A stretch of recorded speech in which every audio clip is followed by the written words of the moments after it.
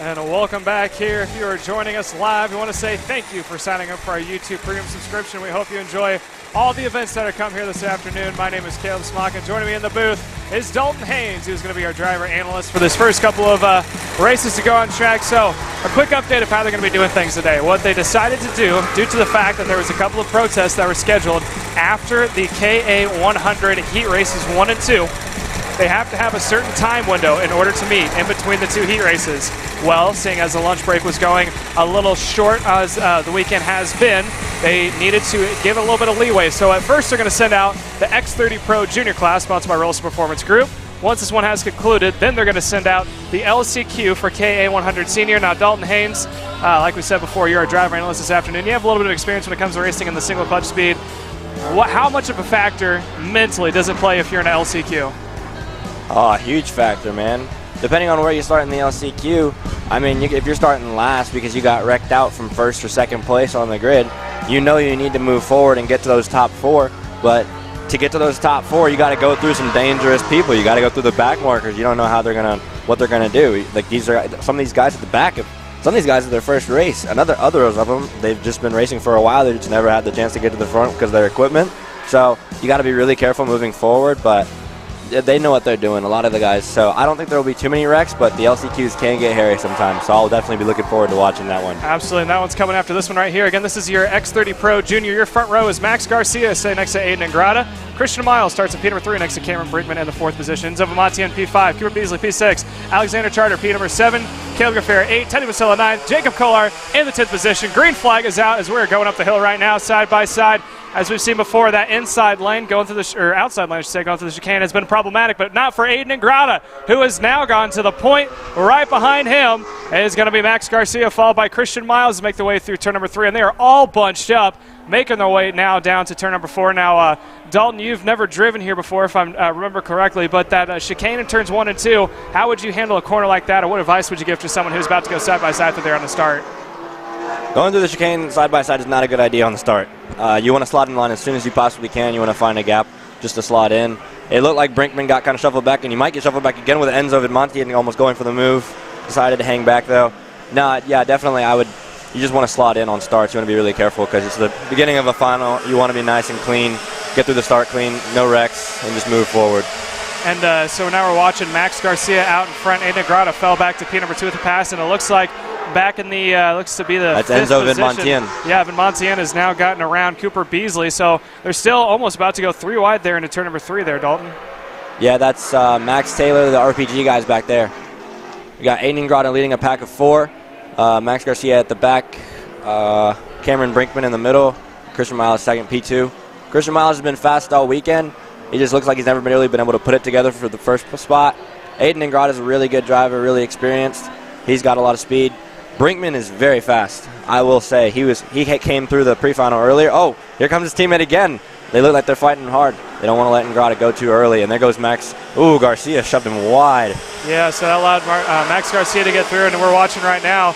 It looks like Cameron Brinkman struggling a little bit to kind of get his elbows out and maintain where he wants to stay as he goes door to door. I believe if that was with Cooper Beasley, who was trying to get back around him, and it looks like it is going to work out in the favor of Cameron Brinkman as Wickman turn 9, and he goes wide, and that allows Beasley to go through. And just like that, there's another train starting to form. I believe that was Enzo Vidmontien going through on Cameron Brinkman there. He went to block Cooper Beasley, I believe, and then he just sent it in on Cameron Brinkman. He said, hey, if I'm going down to the inside, I might as well pass someone, hey. Yeah, especially if they're stuck out there on the outside line. We've seen that a couple of times here today and yesterday when that outside line comes into effect. So here's a pass down the inside. That's right behind Cameron Brinkman. An attempt, I should say. I believe that is Teddy Musella, who is now going to try to set it down the inside yet again, and I think he's going to make that one stick as they're making their way back out of that final corner coming across the line. We are now watching, like you said, that is Enzo Vidmontien. I was mistaken who is in 4th, and right behind him, Cameron Brinkman. So this is battle for 4th, and right behind them, it's the battle for 6th being led by Beasley, Gaffera, Musella, and then Max Taylor. All in the while, the 3 out in front is Aiden Ingrata, Christian Miles, and Max Garcia. You can see at the left-hand side of your screen there, Dalton. Yeah, as you said, a lot of fast people in that group. They're all trying to make their way forward. They're all being very aggressive to try to get back up to the front pack, but while doing that, the front pack is getting away. Aiden Ingrata, Christian Miles, and Max Garcia do have a gap. Cameron Brinkman is really going to need to fight to get away from the pack behind him so that he can catch back up.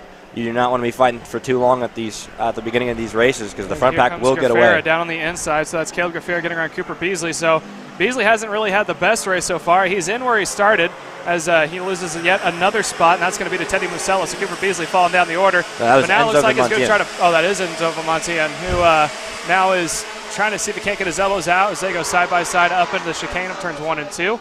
And now they're going to make their way through, and Dalton looks like they're starting to get themselves sorted out. Yeah, these 4th and 5th laps start to even themselves out. Everyone starts to space out a little bit. The front pack really has the top two, Aiden Ingrata and Christian Miles, have really gotten away from Max Garcia. Garcia's going to need to reel them in these next couple laps. He needs to get close because it is not a fun race if it's all about a game of catch-up during the entire final, you know. Yeah, I think what he needs to hope for right now is both Christian Miles and Ingrata start going back and forth and possibly slow their momentum down, which, as you know from running all the years at GoPro and some of the national stuff that you've tinkered with a little bit, all it takes is 1 or 2 passes and someone to lose their cool, and it brings the race back up to you. Yes, sir. So now we are watching. There's the 2 out in front. That is Aiden Ingrata now leading Christian Miles, making the way into the turn 1 and 2 complex chicane. And as Dalton just said before, Max Garcia in the 3rd spot is starting to fall away from because those two have linked up nose to tail. So they're slowly starting to work a little bit of a gap, and right behind them, there's a good battle for 4th. That is between Gaffera, Brinkman, Musella, and Max Taylor running in the 7th position. So as the leaders are now making their way out of turn 7, there's the battle for 4th. Again, Gaffera leads it. Brinkman in the Lando Norris Kart is running in the 4th position, which is the second one in that pack, followed by Teddy Musella, and then Max Taylor rounds out that 4-pack in the battle for 3rd. Caleb Gaffera going purple that time by. He looks like he's really fast. Him and Brinkman have been fast all weekend. Caleb just hasn't had the opportunity to really get in the front and manage the field sometimes. They know that he's fast. They know that he has the speed, so they always try to put him back. Yeah, but him and Brinkman will be catching up to that front pack sometime soon, I think, and they'll probably bring Max Garcia with them once they get up to him. Yeah, so we're currently working about 20 laps to go this time, so there's still plenty of time for this group to settle in, and also plenty of time. You're talking about Max Garcia struggling. He has plenty of time to try to catch back up to both Ingrata and Miles. Oh, we got 2 off on the exit of turn number 2. So hopefully we can... Oh, we've got a driver laying in the dirt. Yeah, hopefully that driver will be okay as we continue to watch Caleb Gaffera. I believe they're saying red flag. Yes, I think they are going to red flag it. Let's get the official. Yes. It is a red flag. So we're going to send it to a commercial break, and when we come back, hopefully get an update on what happened.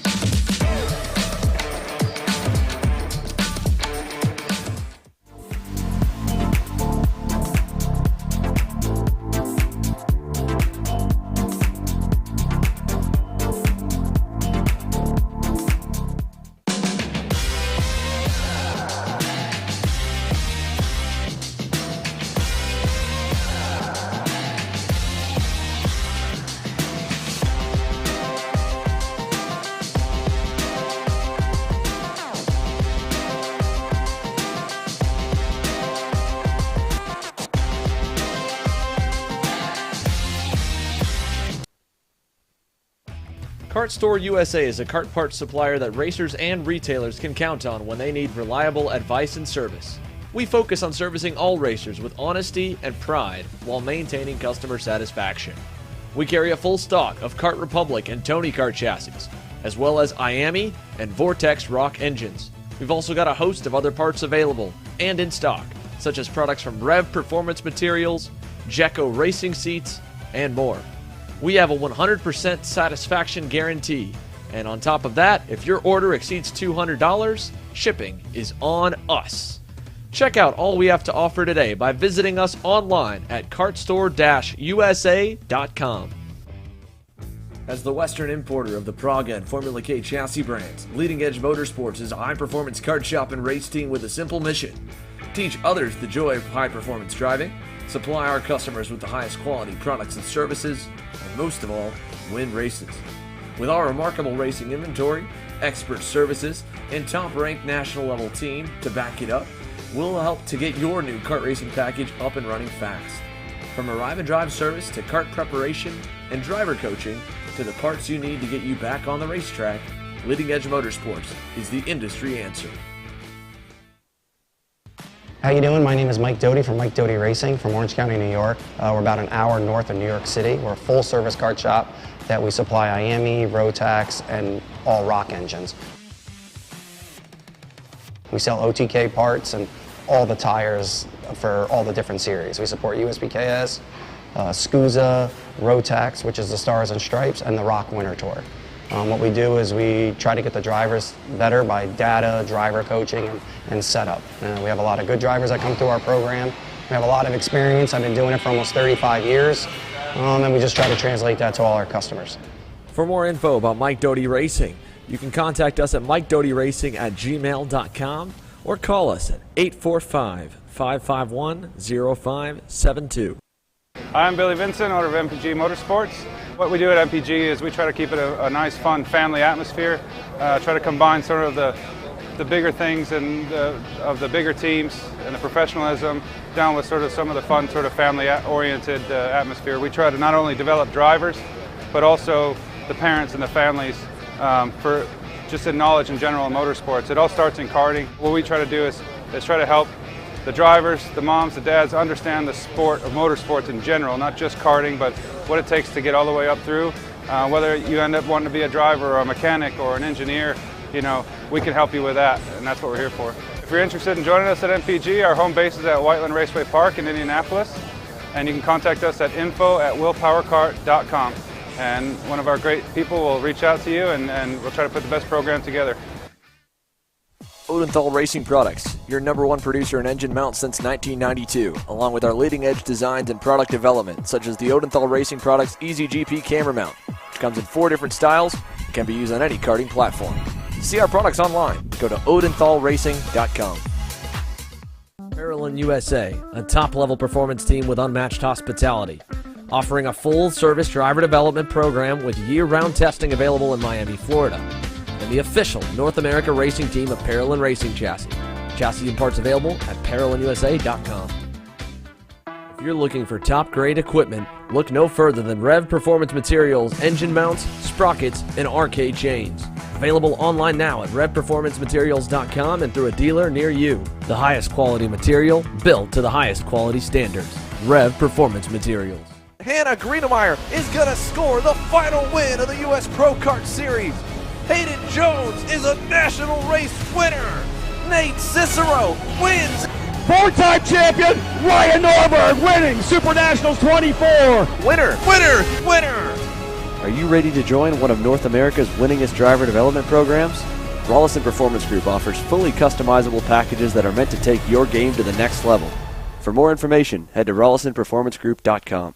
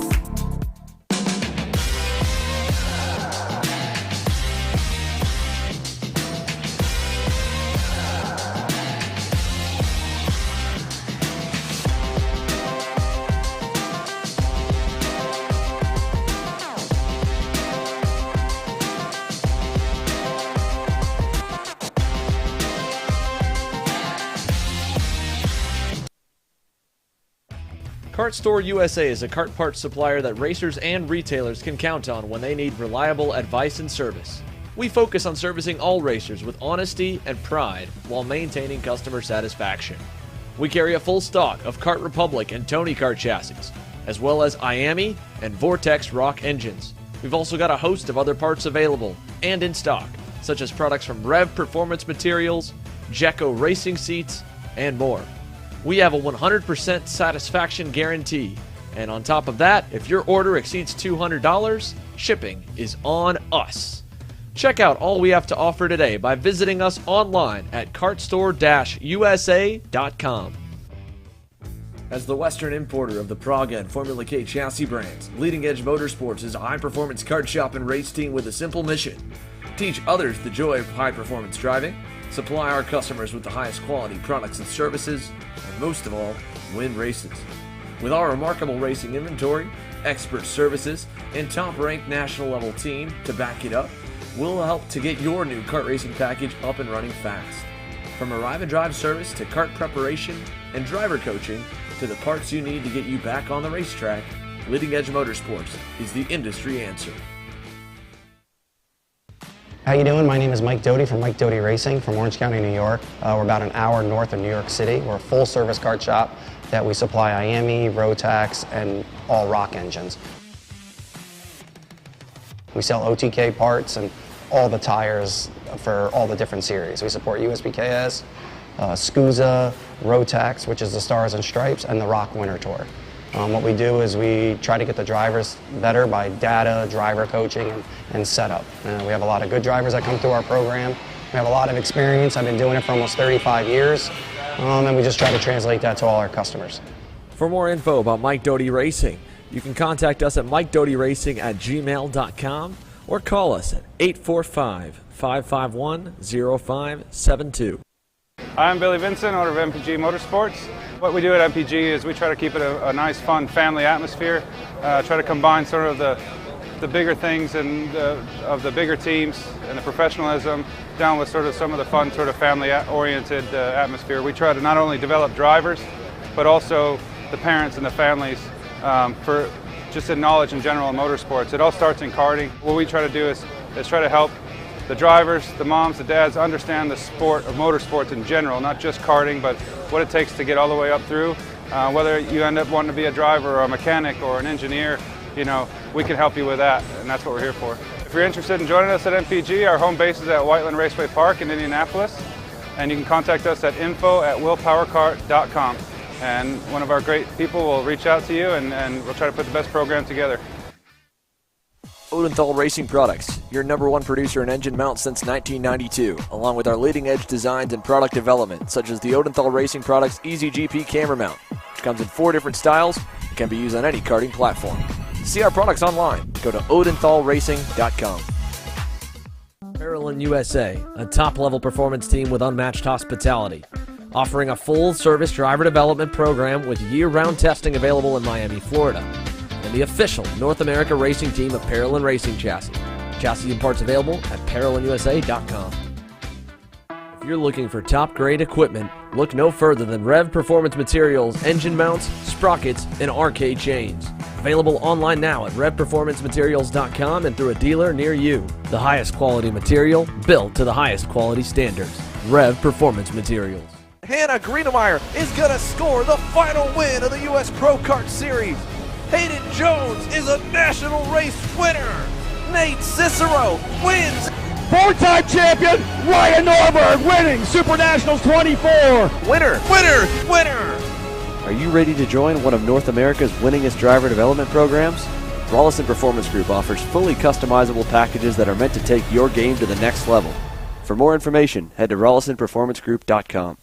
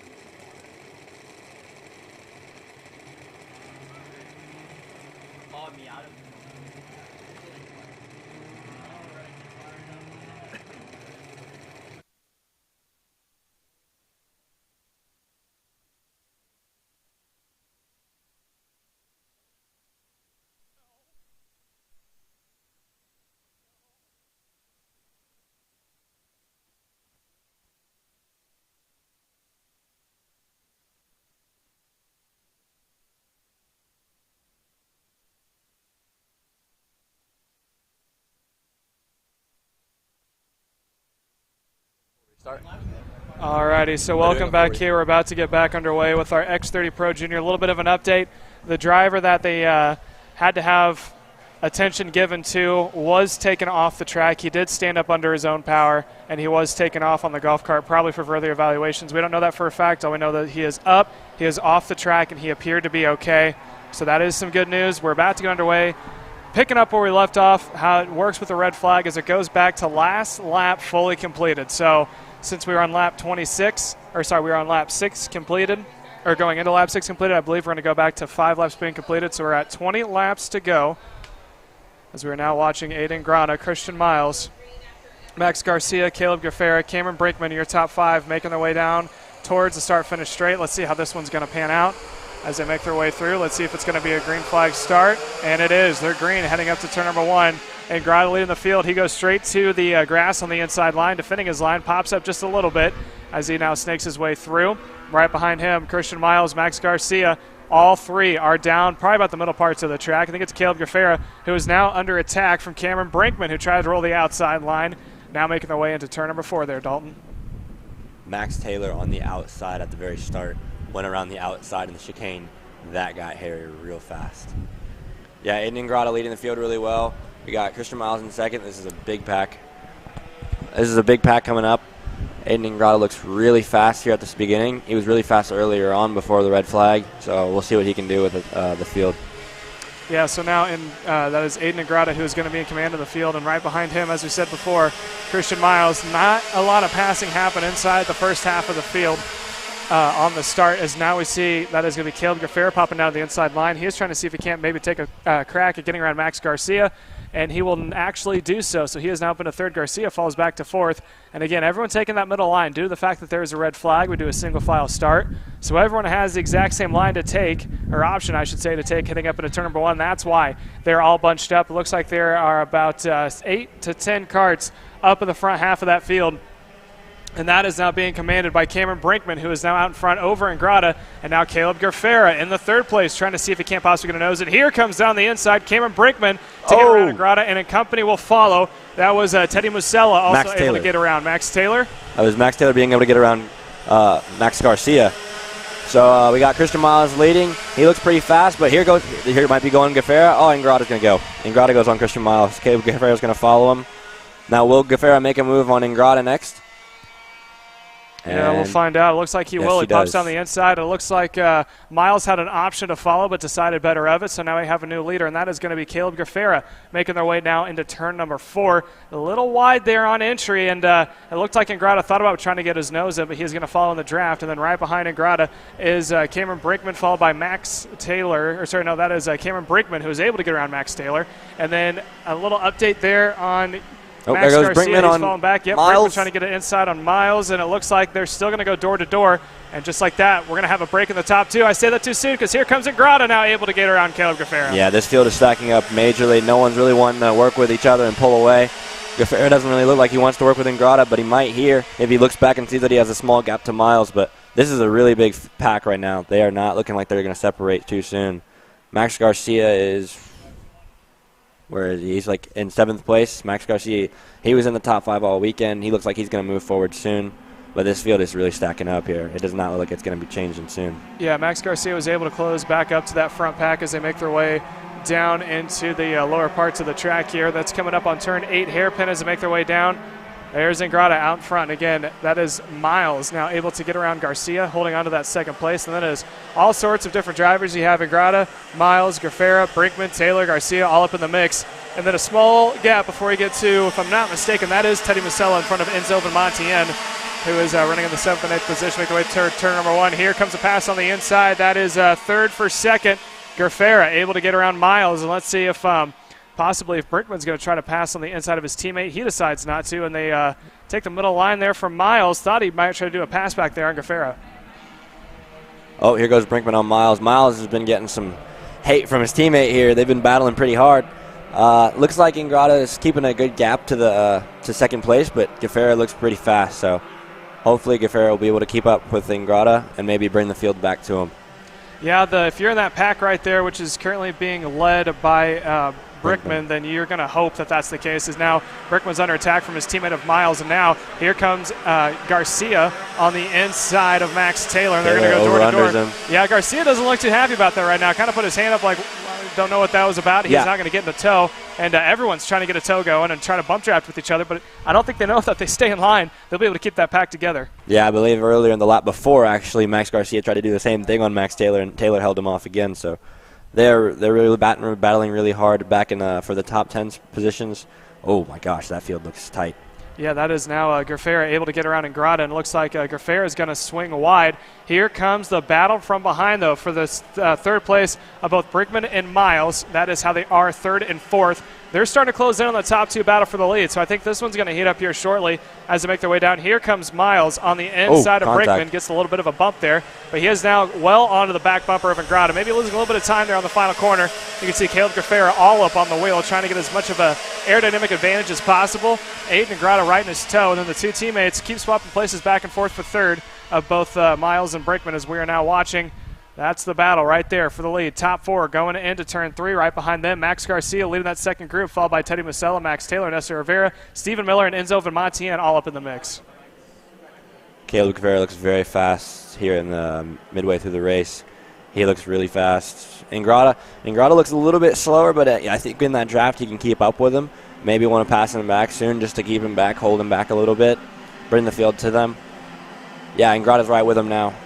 Yeah, I think it's there's still 15 more laps to go, so there's plenty of time. And Ingrata is his nickname is the Professor, as Xander Clements always gives him. He's a student of the sport. He learns off the guy in front of him, and he's not afraid to be patient. He knows when to push hard, though, but he usually waits towards the end. So if he's content with sitting right behind Gerfera and he thinks he has it, look for that, as there's now that was Max Garcia is under attack there from both Teddy Musella and Max Taylor as they're trying to get themselves sorted out into turn three. But as I was saying about Ingrata, he will be content sitting into that second position for as long as he needs if he knows he can hold on to the back end of Caleb Gerfera. As we are now watching, that is Max Garcia, who's under attack from both Musella and also, if I'm not mistaken, Max Taylor as well up in the mix. They've all three been going back and forth. Right behind them, Nestor Rivera trying to see if he can't possibly get his nose in, but he actually fell right behind Jorge Ortiz in that green Tony Kart, and now Jorge is under attack once again. He is trying to go on the offensive here on Max Taylor, and it looks like he is still struggling, gets a little bit of a nose into it, and that's Jorge Ortiz on the back bumper of Max Taylor, who's following Ernesto Rivera, making the way to turn number one. Yeah, Stephen Miller and Enzo Montian behind them. This pack is heating up the battle for the battle for sixth place. It's heating up quite a bit. They're all looking pretty quick, but Caleb Gerfera and Aiden Ingrata seeming to manage their gap. Oh, no, they've just been caught by Christian Miles and Cameron Brinkman, so another top four battle. Yeah, both Miles and Brinkman have been right there. It's just a matter of when they decided to settle it back down. When they started a battle, the gap starts to open back up. When they settle down and actually work with each other, then it starts to close back up. As we're watching now, leading that pack now just in front of Jorge Ortiz is Max Taylor in that second back half of the pack, and then behind him you get the likes of you get the likes of Stephen Miller, Enzo Montian, and Jacob Kular, who's also up in that mix as they make their way across the line. That last lap by Ernesto Rivera in seventh just went purple. As we switch back over, here's a shot of the leaders. Gerfera is still out in front, and Ingrata still P2. And then Miles and Brinkman seem to have settled down just a little bit. I think Brinkman's been in third place, I should say, the past 3 or 4 laps. So I think Brinkman decided to possibly be a pushing buddy and to catch back up to your top two leaders. But they're down by about 2 kart lengths, so here slowly they will probably start to close back up, as next time by we'll have 11 laps to go. So it looks like the field has settled down a little bit, getting into the midpoint of this race. Caleb Gerfera is doing a good job of leading Aiden Ingrata in that pack of 4. Shouldn't see too much racing going on right now. I think they're all going to be patient and wait. Oh, there goes Garcia. He's looking to move forward to try to catch back up to that front pack. I think Garcia is tired of racing those RPG guys right now. They've been fighting for the last couple laps, and he doesn't want any of it. He wants to get back into the front action. Yeah, that is Max Garcia you're talking about, was able to get around Teddy Musella. Now Musella's on his back bumper, but right behind Musella is Ernesto Rivera, and then right behind him is another Cosmic of Max Taylor. So he's got holding off the 3 Cosmics right now you're talking about. He doesn't really want to battle with them. The problem is that he doesn't really have a buddy to push away to get to that front half of the group. So it's a little bit harder to drive up from one pack to another by yourself if maybe the one right behind him of Teddy Musella wants to work with him and close the gap back up to leaders. That could be a possibility. But right now, we continue to watch as that's Max Taylor on the inside of Ernesto Rivera. They still go door to door, and it looks like it is going to now be Ernesto Rivera in front of Teddy Musella, this time across the line. Max Garcia up into 5th place. And also, as we're watching this battle heating up right here, there was another pass inside the top 4. Brinkman is able to get around Miles. You can see just how much is starting to fall off for your 2 leaders of both Caleb Gaffera and Aiden Ingrata. Yeah, Caleb Gaffera and Ingrata, two very good drivers. They know how to get away. They know how to win races, so they'll be going against each other, I think, for the last couple laps. But Brinkman does have a lot of speed, so he may be able to catch back up, manage that gap to them. They've been pulling away slightly. Aiden Ingrata not too far up on Caleb Gaffar. Caleb Gaffar seems to be doing really good, but Caleb Gaffar is a very fast driver. He can run some amazing laps sometimes. So it all depends on if Aiden Ingrata can hold up with him till the end of the last 2 laps. Yes, we're watching now is Max Garcia. Following right behind him is Teddy Musella. So those two actually broke away from the other 2 Cosmics from behind of both Ernesto Rivera and Max Taylor. And they're starting to reel in the 4th placement of Christian Miles. And if they're able to get in the towing distance, maybe they can catch up to those 2 who are watching right now of both Caleb Gaffera and Aiden Ingrata. There's a good shot. There's Max Garcia right behind him, as I was saying before, is Teddy Musella. They're now within about 4 or 5 kart lengths of your 4th placement of Christian Miles. So Miles falling off of his teammate of Cameron Brinkman. And if maybe they can work together for these 2 laps, I mean, they're not technically teammates, but they are 2 drivers who are trying to get to the front of the pack. They might be able to use a draft to their advantage, catch back up. 9 laps to go, though, Dalton. I don't know if they're going to have enough time. Yeah, Max Garcia seems to be catching Christian Miles now for the battle for 4th place. And it looks like Max Garcia will bring Teddy Musella with him and Ernesto Rivera. Ernesto Rivera actually goes purple that lap, so not too long here we'll be looking at the battle for 4th, heating up between Max Garcia all the way down to Max Taylor, actually. Both Maxes fighting really hard earlier on in this race. Maybe even Stephen Miller might even get into that pack, too. He's at the back behind Max Taylor. Yeah, it's definitely a possibility, but right now in this top 3, it appears that Cameron Brinkman is slowly starting to close back up to both Aiden Ingrata and Caleb Gaffera. So that is your top 3. Almost equal spacing between the 3 of them. Brinkman's just a little bit farther off of Aiden Ingrata. I have a feeling by the time we get to the start-finish line, he'll be right there as he continues to close back up. Now there he goes. Tries it on the inside, gets around Ingrata. Now Ingrata has no other choice but to push him coming out of the final corner if he wants any chance of staying with Caleb Gaffera. So when I was saying before that Ingrata is very calm and patient, and if he thought that maybe he could wait behind Gaffera, now we might see him get a little bit aggressive and try to possibly push the issue with Cameron Brinkman to get him back up to the point, because if he doesn't, then there's going to be no chance for those 2 to have a chance for a win because Gaffera is going to pull away. Yeah, I definitely agree. It looks like Max Garcia has caught up to Christian Miles, so we'll see what happens here in the next couple corners between them, as well as the RPG Cosmics have all gotten together again, so they'll be really close as well. Yeah, so good battling happening all the way through as we're watching now the top 3. That is Aiden Ingrata in the 3rd place right now. Cameron Brinkman up into 2nd, and they're both chasing the driver at the bottom right-hand side of your screen. Caleb Gaffera, as they make their way now out of the final corner, coming onto the main straight. Here is the battle for 4th. That is Max Garcia in the 4th position. He is trying to run down Christian Miles, who has gotten around, shouldn't say gotten around, he is actually the gatekeeper for the top 3. And then we go even farther back through the field. We get to Teddy Musella, Max Taylor, Stephen Miller, and company as there's the leaders going by. Top 3 now making the way to turn 4. There's now that it looks like as Max Garcia was able to get around Miles, so he is now up into the 3rd position. Miles is about to fall under attack here shortly from Ernesto Rivera running in. The last time by was P6. Number 6. Yeah, Max Garcia definitely wanting to get back up to that pack of 3, but it's going to be hard. He has 6 laps to go, and they're going to have to battle hard for him to be able to catch back up, and he's going to have to pull away from Christian Miles and not let Miles get back by him if he wants to be able to have any chance of fighting for the win. There's a pass on the inside of Miles. There's Ernesto Rivera. He is now back up 1 more position. So Miles has now fallen down to the 6th spot. Rivera now trying to go on to overdrive to catch back up to Max Garcia for the 4th spot. Oh, they go side by side again. Miles throwing it in side by side heading into turn number 1. Able to make it stick, and I think they went side by side going into turn 3. So if I'm not mistaken, I think that is actually Miles has fallen well down through the pack. So not only was Rivera able to get around, but along with Teddy Musella and Max Taylor. So now Miles is finding him under attack from Stephen Miller for the 9th position. And just behind them, Jorge Ortiz is running in the top 10 in that last spot. And he is starting to close back up as well. Yeah, Jorge Ortiz actually had really good pace early on before the red flag. And then after the red flag, he was shoved off. I think one lap before the red flag, he was shoved off completely and made it all the way back from, I think, to last. And then he's made it up quite a couple spots, back up to 10th. So he's actually, it says that he's made up 5 positions, but he actually started at the back of this field for the after the red flag. So he's made up quite a few more positions than just 5. Yeah, what you're seeing on the timesheet is the overall. And speaking of, we need to give a shout out to Ernesto Rivera, who's up 17 positions from the start. So smart run there by Ernesto Rivera to make himself into the 5th position. Here's the battle for the lead. That is Caleb Gaffera on the left-hand side of your screen out in front.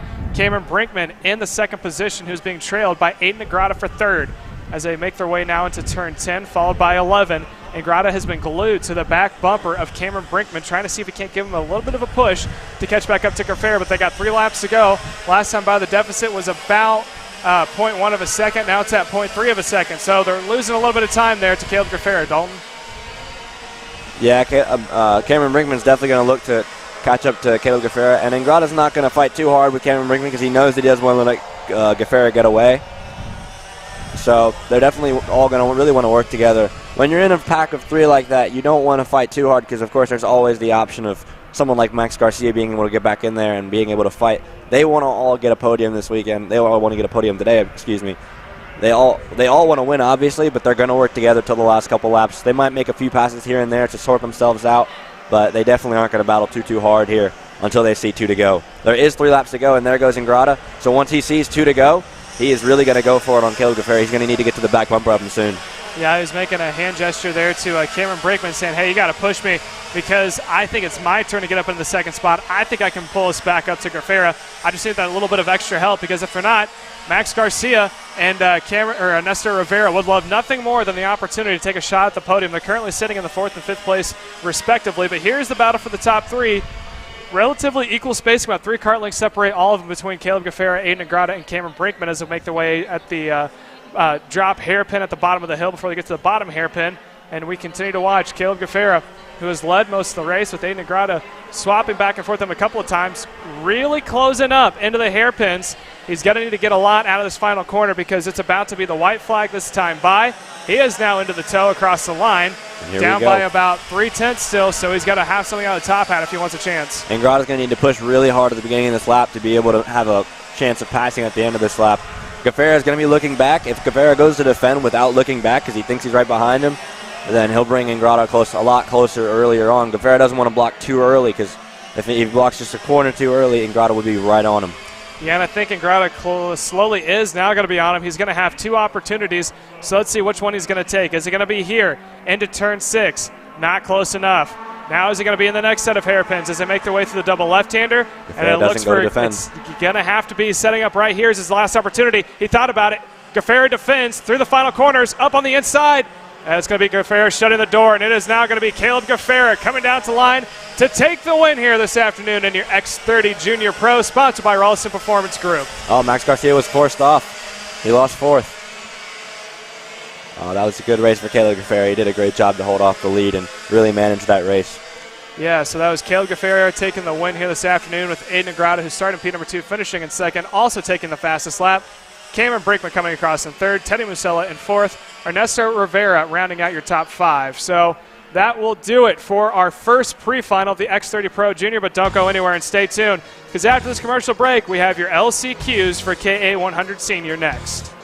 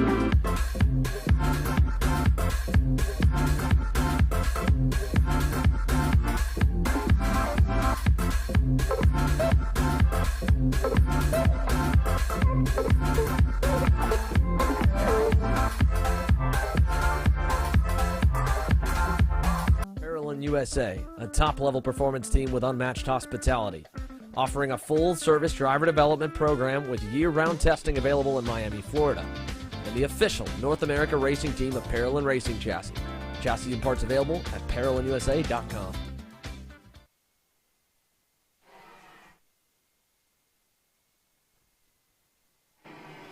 So welcome back here. About to get underway with our KA100 Senior, sponsored by Mike Doty Racing. Again, this is the LCQ. Top 4 go to the main event. Everyone else was going to have to go home early. So let's see how they're going to stack up. It's going to be TJ Coyne on P number 1. Next to him is going to be Drew James, followed by Brooke Berry, Xander Rogers, Brooke Notchman in P number 5 with Jeremy Farricky in P6, Gabe Lee 7th, Grace Hermod, P number 8, Tanner Bunny in the 9th position, Kayla Anderson 10th, Kendall Hedge in 11th, and that is going to be your top 10 as much as we can get it before we're going to go green here. Green flag is out. Let's see how they're going to go into turn number 1, Dalton. They're going to go 3 wide. Drew James, TJ Coyne, and who's that on the inside? He just went from 3rd to 1st. I think that was Xander Rogers who went from 3rd to 1st. Wow. So if that is correct, Xander Rogers went all the way up to the point as they now make their way through turn 3 and around the outside. I think that may have been Drew James getting a spot back, and they're all getting a little antsy there. The front row did not have a good start They did not at all, and the back ends look like they're kicking out. I think everyone's a little loose, so we got one turned around. That's a Trinity karting group. Yeah, we'll try to get a name, a number for you guys on that one shortly, but they unfortunately are going to be out again. Top 4. Transfer to the feature. Everyone else will have to go home. We took 20 from the first group, 20 from the second. That gives us 40. And then we're going to do 4 from here, and that is going to give us our LCQ event as we now make their way to complete lap number 1. It is Xander Rogers who is going to lead lap number 1 with Brooke Berry in B number 2. Brooke Notchman in the 3rd position with TJ Coyne is going to be the last one in the transfer with Gabe Lee outside looking in P5. Your front row went from 4th to 6th on that first lap. That was a rough one for them on the start. Drew James looking to pass for, what is that, 5th place? Yeah, so he's made a couple position there. The front 4 look to seem pretty stagnant right now. Drew James in P5 and Gabe Lee in P6 are going to be looking to come into the field here soon. They need some speed to be able to get into the top 4, but that battle is going to get antsy here soon. It's not a very long race, but it will be a very hard-fought race with this pack here.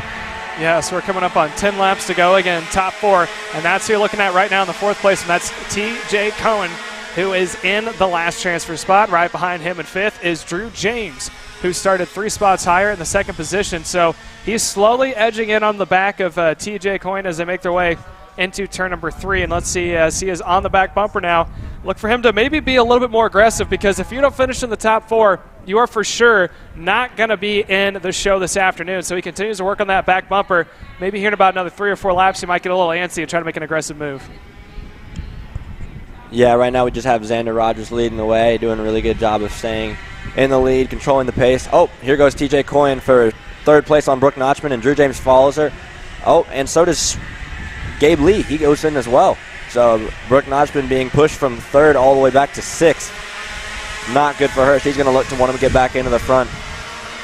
Yeah, so that's going to be Drew James, who is now able to make their way up into the transfer. That is for 4th. And now Cameron Steller in the 5th spot is the one who is going to be on the attack now. Not going to make a move coming into turn number 3. Again, he is on the outside looking in. On the bubble is Drew James in 4th. So you can see there's the top 5. The one with the cue ball white helmet is Drew James. He is in the, I believe that is a Tony Kart. He is the last one in the transfer. And then Cameron Steller, just one behind him. There goes TJ Coyne for 2nd. Yeah, the Coyne now moves himself up one more. And here comes on the inside. That is Drew James trying to give himself a little bit of a buffer. Over the outside, he'll lose the transfer spot. Actually going to cost him even more now. Yeah, Drew James tried to go to the inside, but it turned out to be the outside going into the next corner. So he lost the transfer spot to Gabe Lee. So now Drew James is going to have to get back into that transfer spot now. Is he going to make a pass here? We'll see. He's coming down the front stretch. Will he want to make a pass over that transfer spot? Yes, he will. He pulls out the pass. He's going to make it stick. Yes, he does. Yeah, now all this has allowed Brooke Notchman, who is now closed in on the back bumper of, if I'm not mistaken, of Cameron Steller. Oh, contact. Yeah, so Steller goes a little wide. Notchman able to get her way through, and I believe with her she brought Jeremy Farrick as well, as they are still going side by side through turn 5. While in doing that, though, Brooke Notchman with that rough pass, that gave her a gap to Drew James in that transfer spot now. So she's going to have to really push to be able to catch Drew if she wants any chance of being in the final.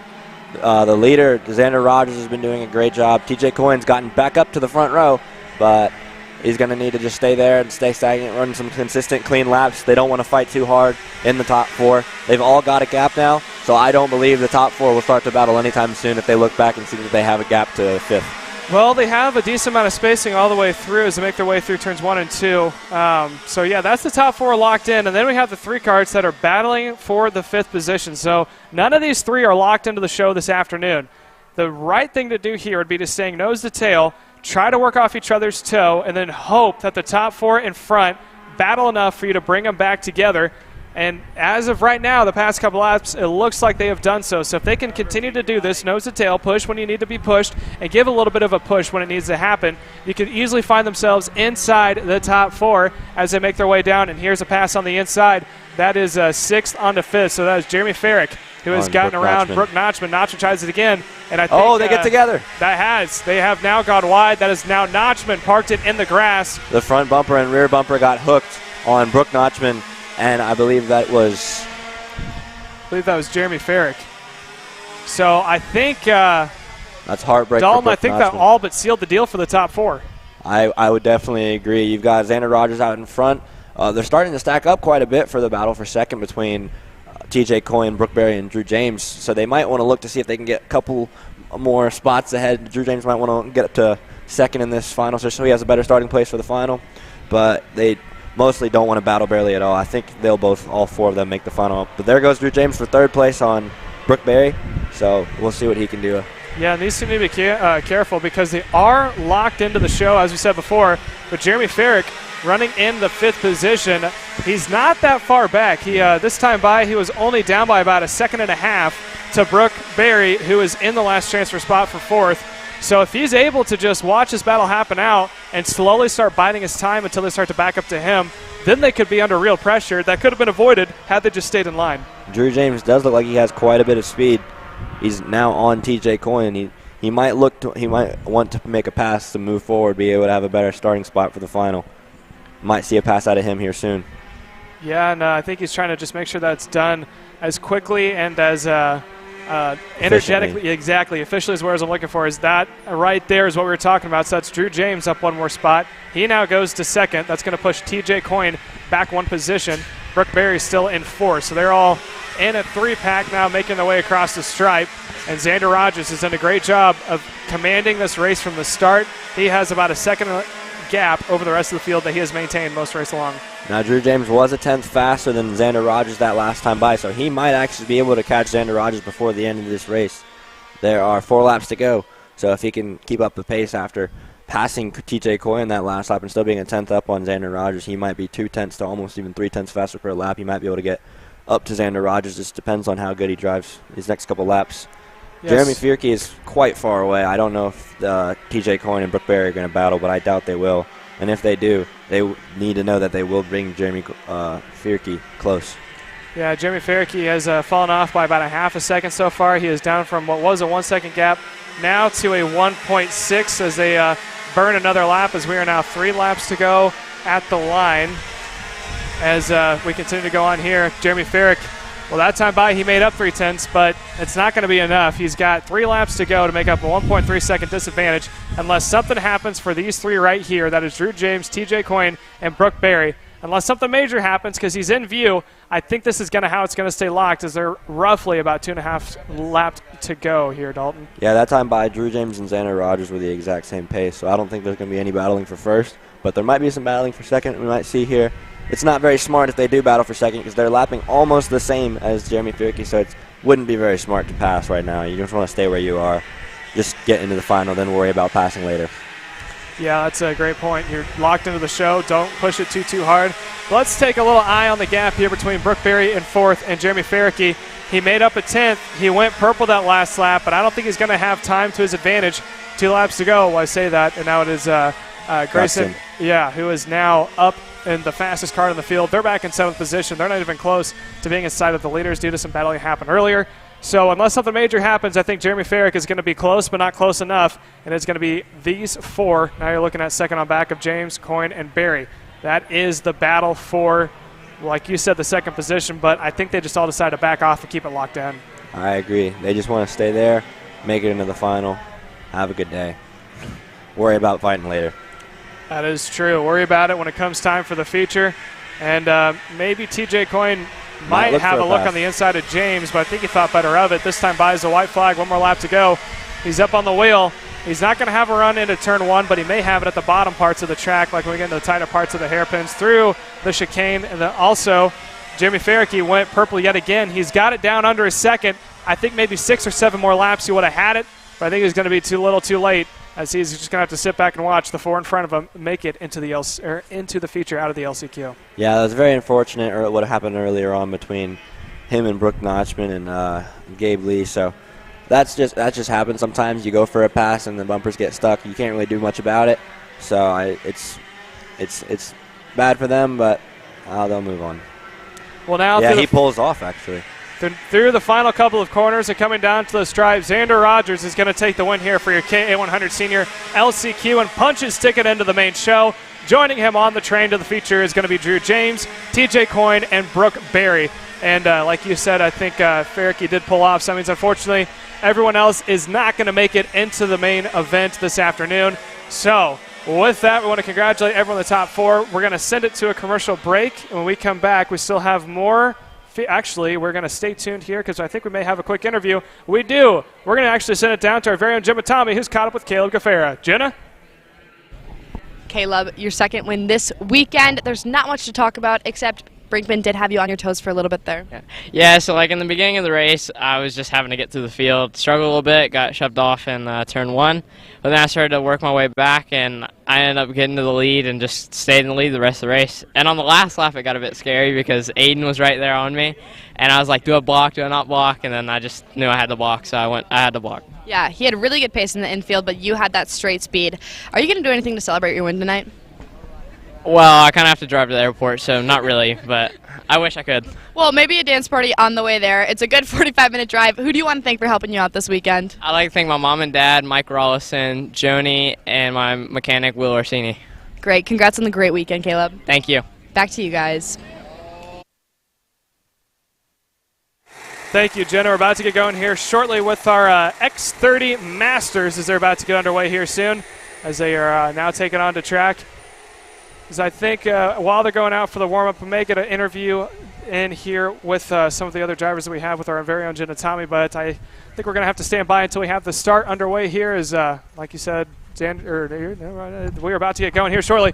And our top drivers here, they're about to take the start for our X30 Master event. We got Mario Barrios on pole, Danny Robertson in P2, Scott Roberts P3, Martin Stone in the fourth position with Chris Wareheim, who had the huge incident there in the battle for the lead in P5, Nilo Romalo P6, Jake Feeder P7, Christian Vomeyer in the eighth position. Robert Mayer is going to be P9, Miguel Meyer 10th, and that is going to be the top 10 here for your X30 Master events.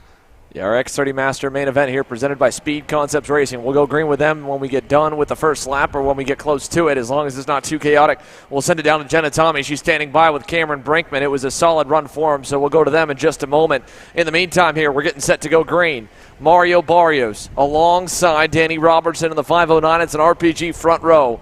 Like you mentioned, Caleb, Chris Wareheim, that big wreck in the pre-final, that was with the guy he starts alongside. They put him behind him. Danilo Romalo starts sixth, got a penalty, was put 2 positions back from fourth where he finished. Here we go, second main event of the day is underway, and it's a big jump for Mario Barrios. He's got a 2-car length cushion out back to Scott Robertson Company. They're going to go 3 abreast into the first corner. Let's see if they can all make it out. It looks like there's some jostling back outside the top 5. Couple drivers going through the dirt. Here we come through turn 3. First time, everyone will make it at least out front, and it's a big gap for Barrios. Is up for second. Wareheim's trying it on Scott Roberts. Can't get the job done. They'll stay single file down the hill through turn number 7. So it'll be Barrios, Roberts, Wareheim. Martin Stone is into 4th.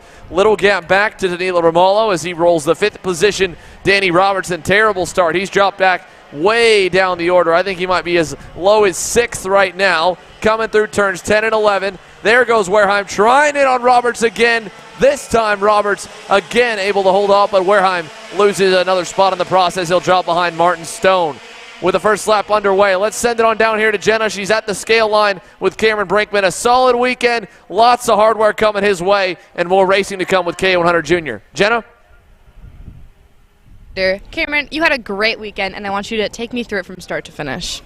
So we were really fast both practice days, Thursday and Friday, and then we got to Saturday and we still had really good pace. We qualified on pole both days, and we did really good yesterday. We finished second in the pre-final. I knew we had a chance to win, and we got it done last corner, last lap. And then today we had a really good run going in the second half of the race, and we were right there in second. We were catching Caleb, the leader, and then I think we just kind of fell off a little bit the last 3 laps, and I just wasn't really able to catch back up. But still had a really good weekend and came out on top. So yeah, great weekend. Who do you want to thank for all the help? I think my dad and my mom especially for just paying the money to let me race, and then the rest of my family. I'd like to thank the whole Mike Doty racing team, especially Brandon Jarzakrak, who's running the team this weekend, and my tuners, Michael Geringer and Aiden Hatcher, and also Wolter Racing Engines for giving me a fast X30 engine this weekend. Awesome. And now, does Caleb winning all this make you just that much hungrier for a win? Yeah, he definitely has won a lot this year, a lot more than me. But hopefully the next couple of races we can get pretty fast and challenge him and maybe get a couple wins. Yeah. Well, you have the speed and the racecraft. Congrats on the great race. Thank you. Thank you. Back to you guys. Thank you, Jenna. We go back to the on-track action. Chris Wareheim was able to work his way past a couple drivers, get himself up to second. In fact, Scott Roberts got shuffled all the way down to the 5th spot, still battling for that position with Danny Robertson. They were side by side through turn number 3. Turn number 4, that was Nicky Coelho actually going by. Robertson's already a little ways up the road, so Scott Roberts now another spot back down the order from starting all the way up in the 3rd position. He's continued to fade. Coelho leads his midfield group. Wareheim last time by was about 4/10 better than Mario Barrios, so we'll see if he can eat that gap up. It's a 1.7 margin, 1.7 second margin to the lead, but we've got a lot of time left in this one. Still another 10th and a half lopped off, 1.5 back. 18 laps to go, a long time to go in this one. We'll keep an eye on the margin up front, watch the battling through the midfield. At the same time, let's send it down here. It looks like Max Taylor has caught up here with Jenna Tommy following that X30 Junior main event, so we'll send it on down to the scale area and catch up with them here as Jenna looks like she's just about ready. Let's send it on down to you, Jenna.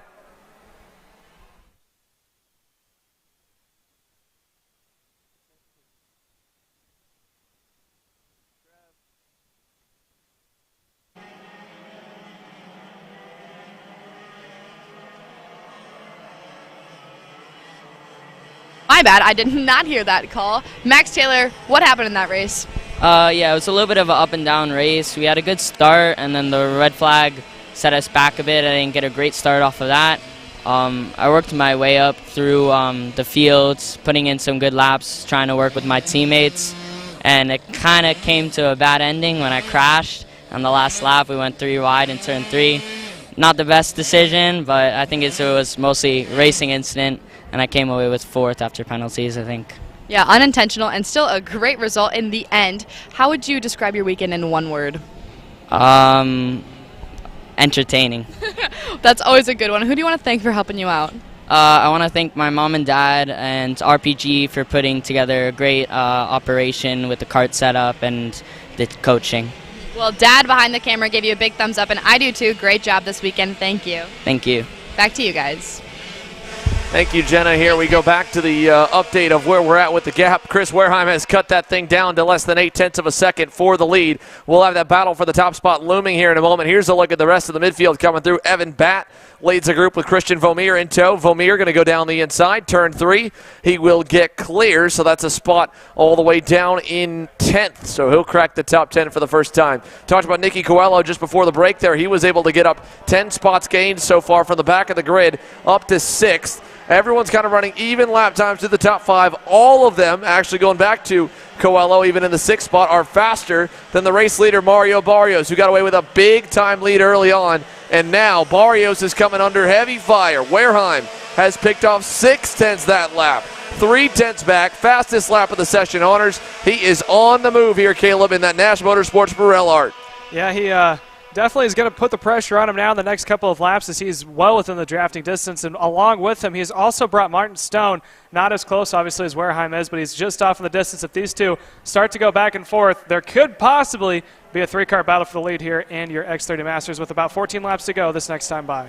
Yeah, he's only a kart length away here, so we'll see. Wareheim has been loving to try and make those moves in the back hairpins. That's been a more prime spot for him to try and get by, especially the last two corners as he closes up to Barrios. Doesn't pull the trigger in 10. Barrios is going to be good through there. He'll hold it through 11. We've got a two-driver fight, like you said, could be as many as 5 in this lead group as Barrios tries to turn the wick up. He picked the pace up last time by, got going a little bit better. 2.5 back to Wareheim, and you can see that entire group fits into frame as they go through turns 1 and 2. Here we are up the hill, though. Wareheim's close. Looking, not going to go through in turn number 3. Yeah, it looks like Barrios also defended. He took the middle line heading into turn 3, so this is going to pack him up even more so. Martin Stone now within distance of about 2 or 3 kart lengths to your second placement, Chris Wareheim. Wareheim down by about a half a kart length now in your leader of Barrios. Yeah, not terribly far back, but not close enough to trigger a dive bomb here. This time, got it within a half car length, even closer to a quarter maybe through turn number 8. Turn number 9, he's got to go soon, though. Martin Stone's on the way. Final corner, looking inside. There he goes. Chris Wareheim to the lead in the Nash Motorsports entry. He signals with Barrios to work together to get away. Does Barrios follow him? He does for now. Chris Wareheim, your leader through turn number 1. Yeah, now it's going to see if Martin Stone is able to keep up. He's still got the toe of the 2 out in front. Let's see what Barrios does here in 3, and it looks like he is going to follow. So now we got a nice little 5-pack out in front. Martin Stone's going to need help from Danilo Romalo from behind to see if he can't get an extra push. It looks like Barrios may have gotten the back of Wareheim a little bit going into 4. Yeah, I don't think he expected Wareheim to back up that corner as much as he did. He got a little bit sideways over the curbing. It's given Chris Wareheim a couple car lengths here now early in the going. We're still yet to reach the halfway marker.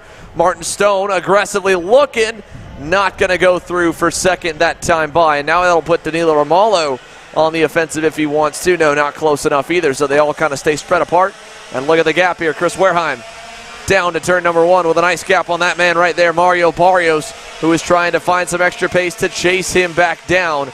We'll pick them up. Oh, Barrios around turn number 1. Your Mario Barrios, your early race leader, spins out of second over the curbing in the first 2 corners. He'll drop all the way to the tail end of the field. That takes him out of contention, and it promotes Martin Stone and Danilo Romalo, a pair of REM Cosmics, to second and third. Yeah, let's see if these two now can work together, catch back up to Chris Wareheim, who last time by had a half a second on Barrios. Wouldn't be surprised if it's closer to a second now that Barrios is out to the second placement. And right behind Stone is Romalo, like you said before. Danny Robertson also enjoying a little bit of a tow. That's provided by the 2 teammates out in front of him.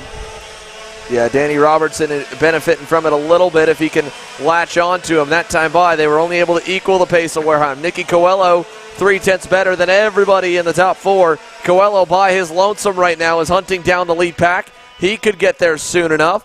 He's 2.5 back from the race leader, Chris Wareheim, but there's still 9 laps to go. That's enough time to at least get, I think, to that group of 3 there and challenge for the podium. And if Wareheim begins to taper off at any point, he could potentially challenge him for the race win. Martin Stone's pulled away a little bit from Romalo this time by.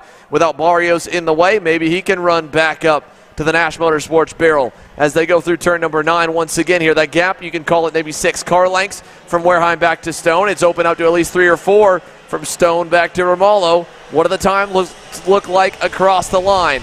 Down towards turn number 1, Danilo Romalo. He goes at a 47.9, a 47.8 for Martin Stone. That was 1/10.5 better than Chris Wareheim out front at a 47.98. So Wareheim initially the quickest driver early on, now starting to kind of hold to that 47.9 pace. He's been very consistent, but Martin Stone a little bit faster, 6/10 back in closing. He'll get at the benefit of the slipstream here shortly as they drop into turn number 7. Yeah, so it looks like there's equal spacing now between the top 5 of Wareheim, Stone, Romalo, and Robertson. And actually, I think that Romalo is maybe just a little bit closer to Stone as they now make their way through the latter half parts of the track. And now it looks like Stone has really started to close the gap up, now down to about 4 kart lengths coming out of that final corner. It's going to stretch back out when they come across the line. Last time by was at 0.6, now it's down to 0.4. So Martin Stone went 2/10 faster than Chris Wareheim, and Danilo Romalo went purple. He is now the fastest kart on track, right in the toe of Martin Stone. Yeah, he's getting there as they climb the hill to turn number 3 here this time. You can see Romalo, I don't know if he just got a really bad exit or what's happened to Danilo Romalo. Danilo Romalo is slowing out of turn number 3. He's looking over at the engine. Problems for the Racing Edge Motorsports Cosmic driver as he goes to turn number 4. And your championship points leader, I think, is in major trouble. Big trouble for Mario. Barrios, big trouble here for Romalo. He moves out of the way. There goes Evan Batt on by. Now that changes everything completely. So Martin Stone has a big gap out back to Danny Robertson. And Romalo's been able to kind of get back going ahead of Evan Batt down the line. But Danilo Romalo out of nowhere loses some time, and the unpredictability of the Masters class rivals that of the micro and the mini slips here because you just don't know where they're going to drop. Barrios self-spins out of second. Romalo with a mechanical that slows him. Now he kind of picked back up, and now it looks like Romalo has pulled it into the scale line. So Danilo Romalo is done, or at least he's fallen to the tail end of the field in the REM Cosmic. Again, that issue, whatever just came up for him, it's dropped him completely off the face of the earth. Yeah, and also if you're Martin Stone, this is bad news for you as well because you no longer have support when you're trying to go for the lead, seeing as Romalo was his teammate, but now he's got to do it all by himself. And if you're Danny Robertson, you have now a guaranteed position on the podium if you can just bring it home where it's at, as we're now 7 to go at the line as they make their way heading up to turn number 1. Let's look at the times. It looks like it was almost identical, but Martin Stone was just a hair bit quicker as he is still maintaining a 0.2 of a second deficit, but now looks like he's really starting to close it back up heading into turn 3. Yeah, he's really starting to get going here. Chris Wareheim only a car length out in front as they go for turn number 4, so a major change up from yesterday with Romalo and Barrios joining Wareheim on the podium. Wareheim now leading, looking to get a win, a checkered flag in his X30 Masters USPKS debut. He's made one other start in the class and a handful of regional ones as well to kind of stay active, stay in the seat. And one of the many former top senior drivers that's graduated to the elder ranks in the 32 and over X30 Master class. Across the line here, 6 to go. Chris Wareheim, your leader here by about 3 car lengths back to Martin Stone.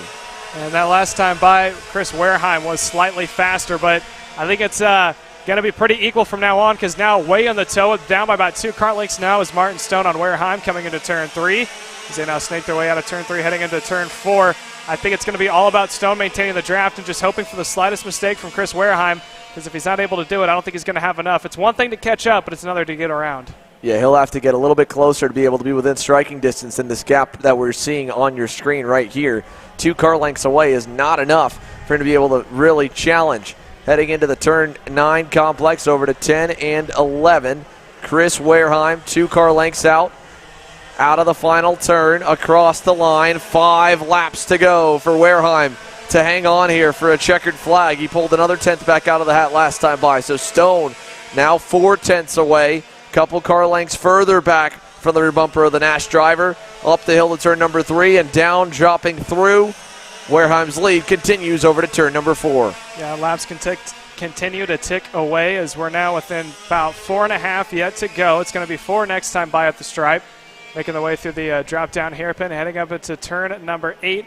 Wareheim appears to be stretching it back out. Like we said, it was a 10th or 2 last time, but it seems like there's different parts of the track. It looks like Wareheim struggles through the downhill parts of the track all the way up until the hairpins. But once it hits the hairpins, that's where Stone's fast. Once it hit the hairpins, that's where Wareheim seems to be struggling just a little bit as he takes a peek back to see that Martin Stone is right there. And Martin Stone, that last lap, went about 2 tenths quicker. It's down to about 2 tenths deficit between the two of them, roughly about a car length and a half, and making their way through 1 and 2. Yeah, that was a big time swing for Martin Stone. Went back and equaled his best lap after going nearly 4 tenths slower the previous time around. So kind of ping-ponging back and forth on the gap here, rubber banding a little bit, but 3.5 laps to go. Little shimmy for Wareheim in the braking zone to turn 4. That didn't look super comfortable. Everyone's on the ragged edge of the MG yellow tires here in the final few laps. How much have you saved up? Have you kept them cool? Wareheim was trying to build a gap for a little while. Does he have juice left? Does Martin Stone have a little more reserve in the tank? He goes a little wide there through turn 9. Out of 10 and 11 this time by. Chris Wareheim's lead. 3 car lengths back to Martin Stone. Across the stripe this time. 3 laps to go in the 22-lap Speed Concepts Racing X30 Masters main event. In that last lap by, it looks like Wareheim was able to open up just a little bit more than Martin Stone. They both ran 47.7s. I think Wareheim just went about 6 100ths faster than Martin Stone in second. But Stone slowly seemed to be cranking it back up as at the exit of 3. He was on the edge with you talk about the shimmy in the back end, of just pushing it to the absolute limit of when it's about to break out in the back end and possibly go into a spin or a slide. So he is struggling to maintain the spot where he's at right now. Like you said, about a 3/10 deficit. Curious to know what it's going to be like next time by when they get 2 to go. Here they go through turn number 9. Chris Wareheim, Martin Stone, double sticks coming into the air. At the moment, Wareheim's gap is big enough. He shouldn't have to worry. He shouldn't have to block. Should be able to run a normal line. He'll pull that gap back out half a tenth more this time as they race up the hill to turn number 1. Wareheim's lead at 4 car lengths here headed through turns 1 and 2. Yeah, Wareheim had to look back to see that he didn't have to block, but he seems to be struggling through that chicane. I think that's the Achilles heel for Chris Wareheim, and where Martin Stone is able to get just a little bit quicker, making the way into turn 4. This is where Wareheim starts to open up just a little bit. It looks like there's a couple of lap carts out in the forefront. Oh, we actually switch over. That's Scotty Roberts. Yeah, that was a battle for 4th right there. Nicky Coelho losing the 4th spot there. A good switch and a good catch by our directing crew. They were able to get that quick pass for 4th. They're still too far back from Danny Robertson to apply any pressure for the podium, but every point matters right now for guys like Scott Roberts in the championship chase, guys like Scott Kopp, who had to start from the tail end of the field to make up a lot of ground on the likes of Danilo Romalo and Mario Barrios. It's a wide open opportunity here as the white flag has waved. Final lap underway. Not a great run through the chicane for Martin Stone. A little more work to do. Through turn 3, Wareheim pulls away further. Wareheim through turn number 4, down the hill to turn number 5. Yeah, they're taking them to the last hair bit of corners as they make their way through the drop-down hairpin. That is Chris Wareheim out in front. Takes a peek back to see that he has more than enough breathing space. Can't let it off, though. You got a couple more corners. Make sure you hit just perfectly because Martin Stone is right there to capitalize. But he is fine through that second-to-last hairpin, coming into the last one. Through the quick little snatchback. Coming back out of retirement, it is going to be Chris Wareheim, who's going to take the one here this afternoon on Sunday at USPKS Road America. Yeah, one heck of a run here for Chris Wareheim in Elkhart Lake, Wisconsin, and an emphatic pumping of the fist across the line. Martin Stone ends up second, Danny Robertson third, Scott Roberts fourth, Nicky Coelho rounds the top 5. Scott Kopp, again, like Coelho from the back of the field, makes up a number of spots, gets to 6th by the end. A good recovery and a good points day for the national number 1. Jake Fetter, Miguel Mir, Evan Batt, Mario Barrios rebounds back from his spin to finish in 10th, but that's still a big hit on the championship. He at least was able to make up some ground on Danilo Romalo, your Fast Time Award winner, or fastest lap of the session for Danilo. He ends up down in 14th. So all the shuffling all around for Speed Concepts Racing X30 Masters. That's 2 main events complete. 5 more still coming your way from Speedville, Wisconsin. The National Park of Speed, Road America, playing host to the 3rd round of the U.S. Pro Kart Series presented by MPG Motorsports, Millwright, Leading Edge Motorsports, and Will Power Kart. We'll be right back with more action in the Mini Swifts after this.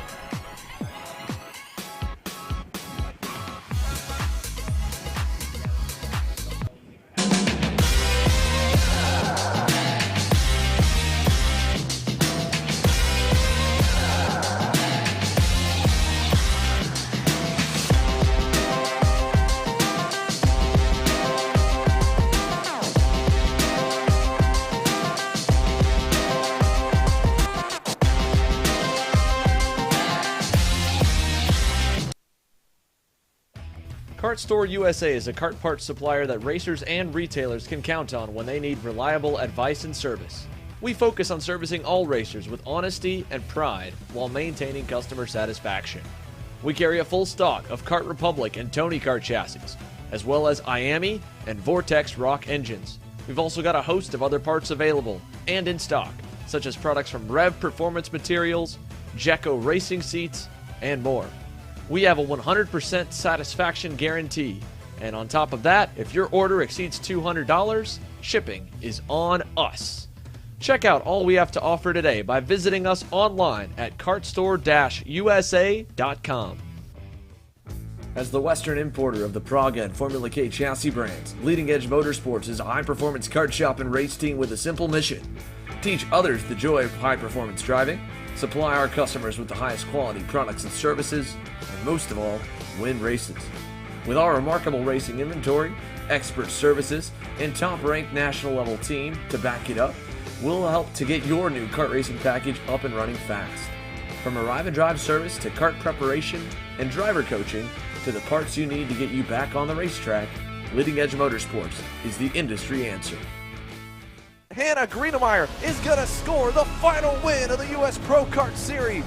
Hayden Jones is a national race winner. Nate Cicero wins. Four-time champion Ryan Norberg winning Super Nationals 24. Winner, winner, winner. Are you ready to join one of North America's winningest driver development programs? Rollison Performance Group offers fully customizable packages that are meant to take your game to the next level. For more information, head to rollisonperformancegroup.com.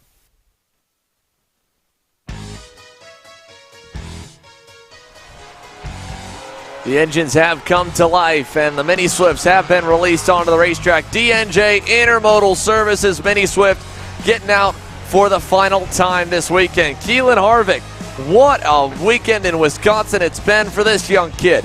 Winner yesterday in a last lap battle and a last lap pass for the lead and the win, and a last lap battle and a last lap pass for the lead and the win in the pre-final two after coming from pretty deep in the pack. He'll line up on the point alongside Lucas Palacio. Carson Weinberg and Cade Yeager will make up row number 2. Brady Shad and Asen Dromalev, row 3. Michael McCaughey, Tyler Roberts, row number 4. Asher Oxtein and Ty Fisher will round off your top 10. And you go further back, you got Isaac Melcutt, Ethan Tovo, Gage Korn, Carson Berry, Benham Abernathy, Travis Pettit, Max Weiland, Austin Warner, Fionn Shee, and Nico Sarfati, your top 10. They're on the power. It looks good. It is not good enough. We will not go green on the first time by. They will wave them through and go for attempt number 2 to get the Mini Swifts underway here today. But again, it'll give us time to go through some of the rest of the field there. There were a few drivers, again, taken out in the opening laps of their pre-final. It got a little bit hairy in the chicane. Turner Brown, the standout, one of the standout stars from Saturday, has to roll off 33rd on the back row here alongside Jackson Tovo, who was also collected in the incident. They both were starting inside the top 15, I believe, in the pre-final. I think Brown was starting inside the top 10. And again, they got to roll off all the way tail end Charlie here for this one, so we'll keep an eye on how many spots they can make up. Forrest Adams, Mason Berry also had issues in that one. Salvador de la Vecchia, Carter McMurray with some spots to make up. McMurray rolls off 19th before he had to take the access road and get out of the way. As we get set, attempt number 2 looks better, and it is. It gets the green flag. We're racing up the hill to turn number 1. Harvick's got the inside line lined up behind him there. Couple drivers way low down the inside into turns 1 and 2. Can everybody make it up the hill? We got a few off in the dirt. Oh, big contact. A number of cars collected over at turn number 2 and 3. Heavy impacts there. It looks like everyone should be able to just about get going. Most of the field able to get clear, and up front, 5-driver breakaway. Keelan Harvick leads over Carson Weinberg, then Michael McCaughey, then Cade Yeager, and more down through turn number 7 over to turn number 8. Here they come through 9, 10 over to turn number 9. Harvick leads a 5-car group, trailing it is Brady Shad. Then it's a little gap to Asher Oxtein, but at the end of the first lap, it's the Hunt Brothers Pizza Harvick racing number 162, Keelan Harvick, who leads them here down the front straightaway. While we have this on the racetrack, we've also got your winner in X30 Masters down at the scale line with our Zoe Edenholm. We'll send it down to her as Chris Wareheim. A very happy return here to the seat. Zoe? Hey guys, I'm here with Chris Wareheim. You've had an up and down weekend. Walk us through it. Yeah, we've had pace all weekend, but I've been out of a kart essentially for 7 years. I get in every once in a while, but to be at this level, it's been about 7 years. So I also haven't driven the new Bureau Art, so I got to thank them and National Motorsports for, one, letting me race, and Millrock and those guys just helping me out, and Comet Racing Engines. But yeah, I mean, it just, getting the rust off, some racing mistakes cost me in the pre-finals, but I was happy to deliver in the final finally. You pulled off the win today. When was the last time you won in a go-kart? Probably 2013, so it's been a while. Well, congrats on your win. Thanks. And back to you guys. Thank you, Zoe. Congrats here to Chris Wareheim on that big-time win. And now the big-time win up for grabs, and Mini Swift is getting after it. 5 drivers all trading the lead. There's Harvick back to the lead there over Michael McCaughey, bringing Carson Weinberg through. This 5-driver train has about a 1.5-second gap back to Asher Oxtein, but that's going to get evaporated soon enough. They keep shuffling like this here, Caleb. Yeah, the more they go back and forth like this, they have a decent gap out in front over the move out to the fifth placement, I should say, of Brady Shad. And then we get down to Asher Oxteen, who's a little bit farther back on the grid. So they continue to go back and forth as, looks like getting muscled around was Keelan Harvick, who was on the point, now finds himself back in the 4th position, just in front of Brady Shad to make their way across the line. Your new leader is going to be Carson Weinberg this time by, with McCaughey, who was leading about 2 or 3 laps before, now finding himself up in P2. And already we see a break in that front pack. Yeah, just a little bit from the top 2 back. Tyler Roberts has been one of the fastest drivers all weekend, one of the fastest kids everywhere that we go. And right now he has taken the lead of that second group. Asher Oxteen runs behind him. They cut the gap down now. They're only 1.2 seconds back from the back of Brady Shad. More shuffling for the lead will bring them into it, and then we'll see how everybody splits on out. But Carson Weinberg, he's safe. He's leading the way outside of a mistake on his own or getting freight trained. I don't see him dropping out of the lead pack anytime soon. But whenever the pack gets bigger than 5 or 6 and you find yourself in the middle of it, it's typically pretty tough to be able to stay with the leaders because someone will make some move, someone will make some mistake, and all of a sudden the pack's split apart and you've got to bring them back together again. 4 black flag coming out for one driver in the second group there that time by. As up front, pass for third coming. Cade Yeager's under fire. No, Keelan Harvick had a look, decided to tuck back in, ran out of momentum, I believe, and didn't have the toe on the inside lane, so he stays back in 4th. But Tyler Roberts, you see him coming into view in the white helmet aboard the Parolin USA entry. He's coming. Asher Oxteen is on the way. He was also 3/10 better than the leader. So both of them making up ground as they head to turn number 7. Yeah, coming up on 15 laps to go this next time by. If the top 5 continue to go back and forth like we've seen before, like you alluded to, it's easy to tell that not only Tyler Roberts and Asher Oxteen will be up in the group 2, as now here comes on the inside, looks like Harvick getting a wheel up in the air there, trying to get around Cade Yeager, not able to get it done. And now he is under threat to lose another position because here comes Brady Shad trying to get up into 4th. And just like that, Tyler Roberts has now joined the party. He's down by about 2 or 3 kart lengths from that lead pack, as there's a good shot of the top 2, as now Carson Weinberg continues to lead over Michael McCaughey through the turns 1 and 2 chicane. And now let's watch Tyler Roberts in the 6th position to see if he can't try to work his way back up, as he's already on the inside of Shad, pushes him all the way out, dips the wheel, all 4 are off.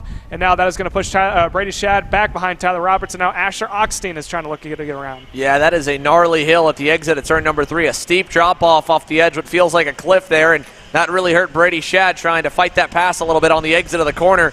Had he not tucked in there, he ended up would have saved himself one more spot, but ultimately he would have still been in the lead draft. Now he's outside of it. He's going to need them to battle a little bit to bring him back into the mix. Up front, Harvick going for 3rd behind the leaders. He'll take the spot away. Gets ahead of Cade Yeager.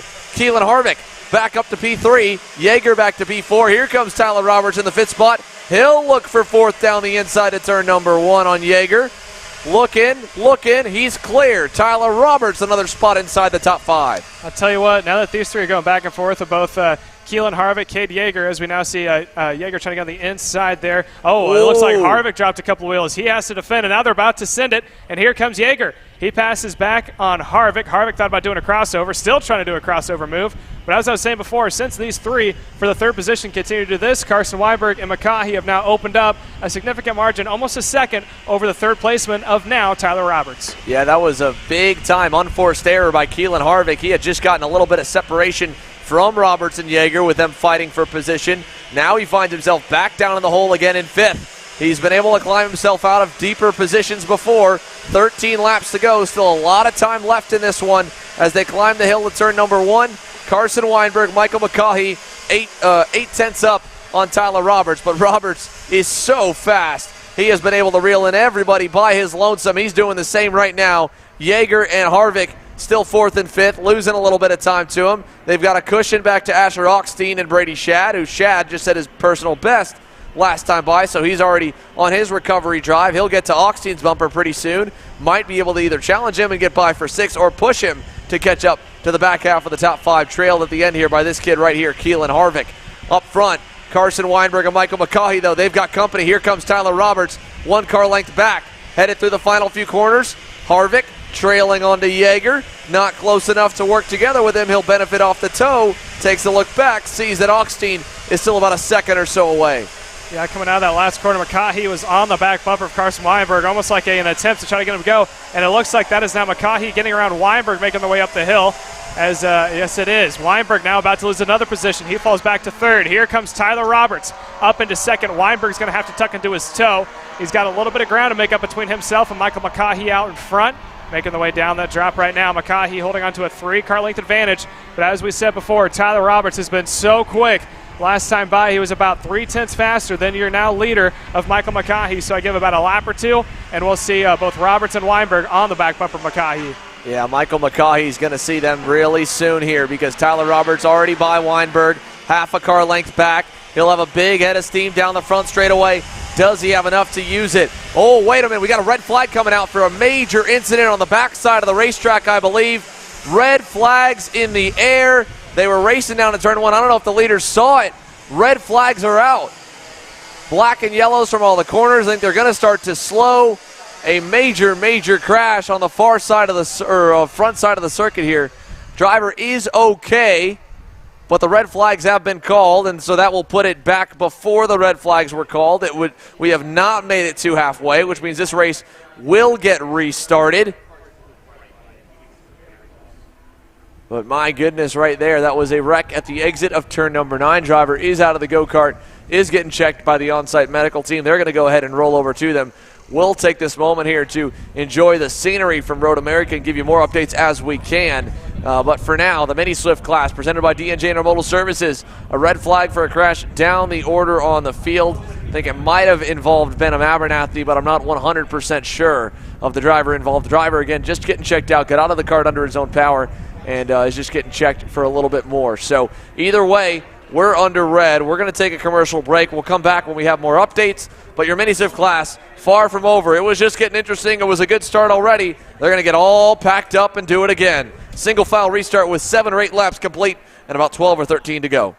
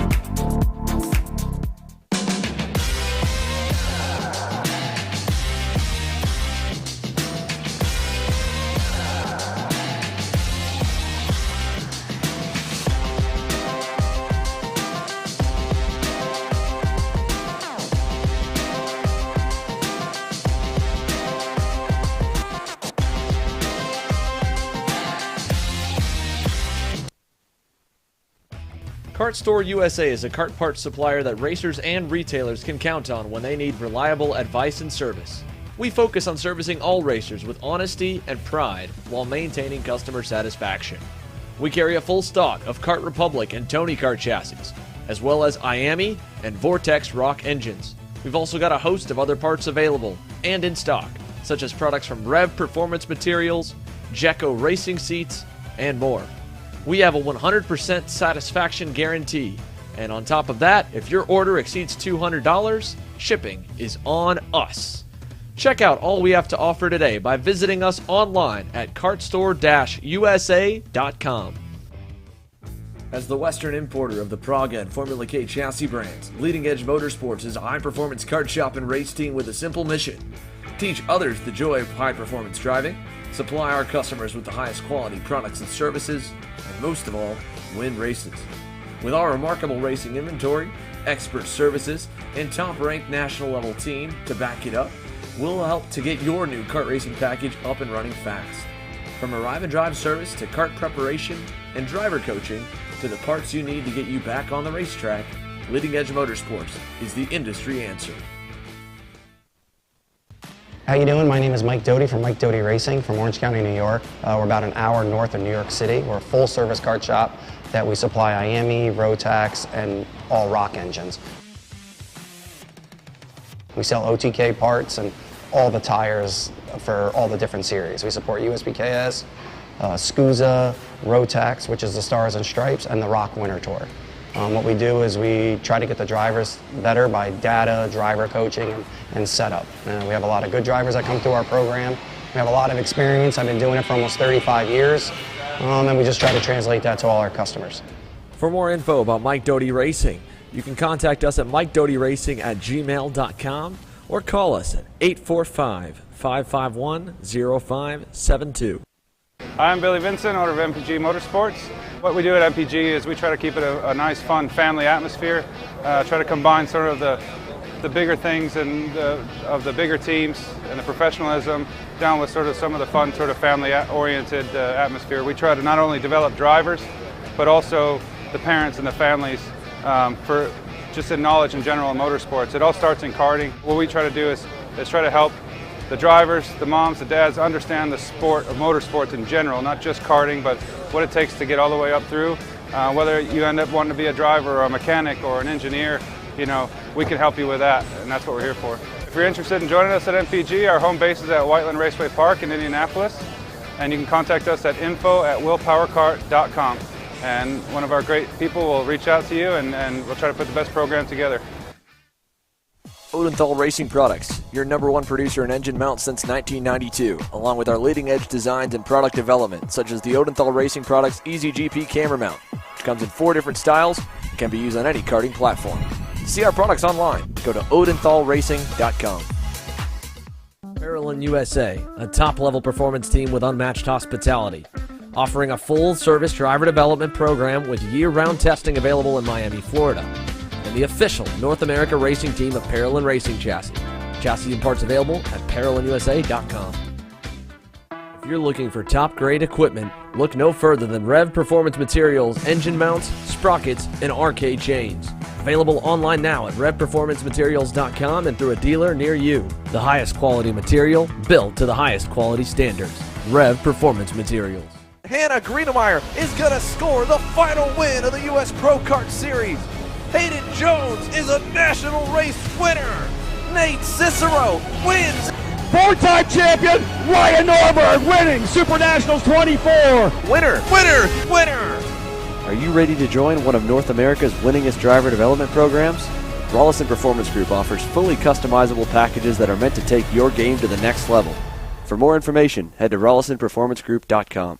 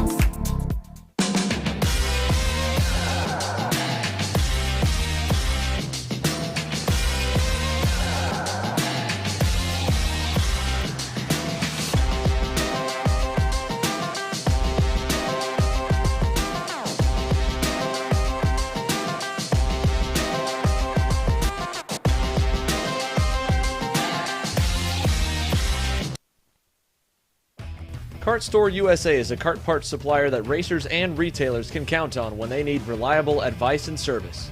We focus on servicing all racers with honesty and pride while maintaining customer satisfaction. We carry a full stock of Kart Republic and Tony Kart chassis, as well as IAMI and Vortex Rock engines. We've also got a host of other parts available and in stock, such as products from Rev Performance Materials, Jecco Racing Seats, and more. We have a 100% satisfaction guarantee, and on top of that, if your order exceeds $200, shipping is on us. Check out all we have to offer today by visiting us online at kartstore-usa.com. As the Western importer of the Praga and Formula K chassis brands, Leading Edge Motorsports is a high-performance kart shop and race team with a simple mission: teach others the joy of high-performance driving, supply our customers with the highest quality product.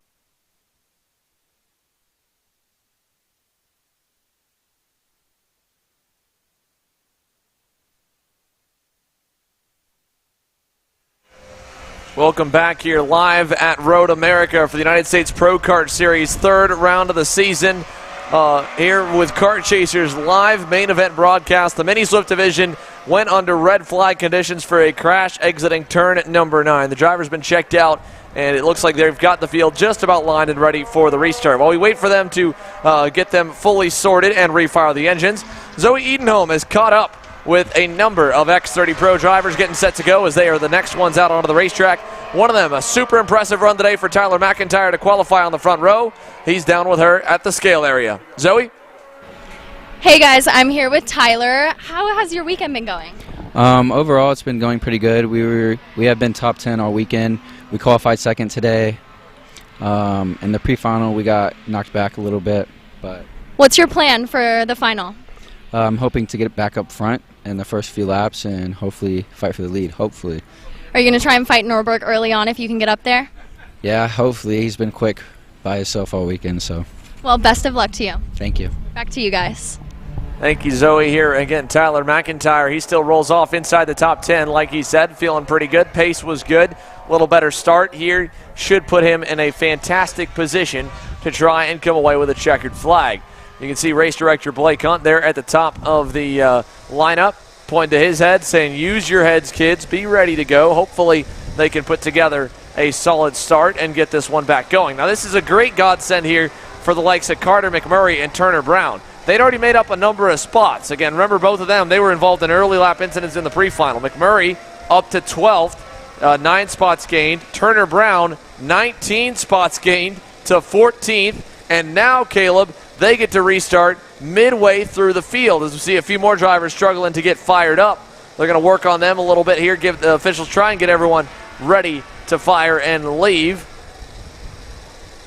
That looks to be the 130. Oh, yeah, so that's the using the external starter on a couple of them. Forrest Adams there in the 181, trying to get him fired up as well. So this is down the order a little bit. Tristan Murphy in the 130, Forrest Adams there. They're going to fire up everyone that they can. There's one more. That's the 117 of Carson Berry. Get him all fired and ready to go. And just like that, it looks like we've got the field all set and sorted. So here we are. D&J Intermodal Services Mini Swift. All the engines are fired. They look like they're ready here as soon as the race director Blake Hunt says so, and we'll move them around the racetrack for a quick warm-up lap and get them on and set to go here. Engines ready, visors down. It looks like we are all but ready as the smoke begins to pour. So Carson Weinberg will lead them to the green flag here. Michael McCaughey will get back into second. Tyler Roberts has to go back to third for the restart just because he goes back one lap prior to when the red flag was called. So the red flag's called on lap number 9. We go back to the end of lap number 8. And that's what's been done here. That'll give us 12 laps to go to decide this one. Behind Tyler Roberts, Cade Yeager and Keelan Harvick will be 4th and 5th on the restart. Asher Oxteen, Brady Shad will be 6th and 7th as they begin to slowly work their way off the front straightaway.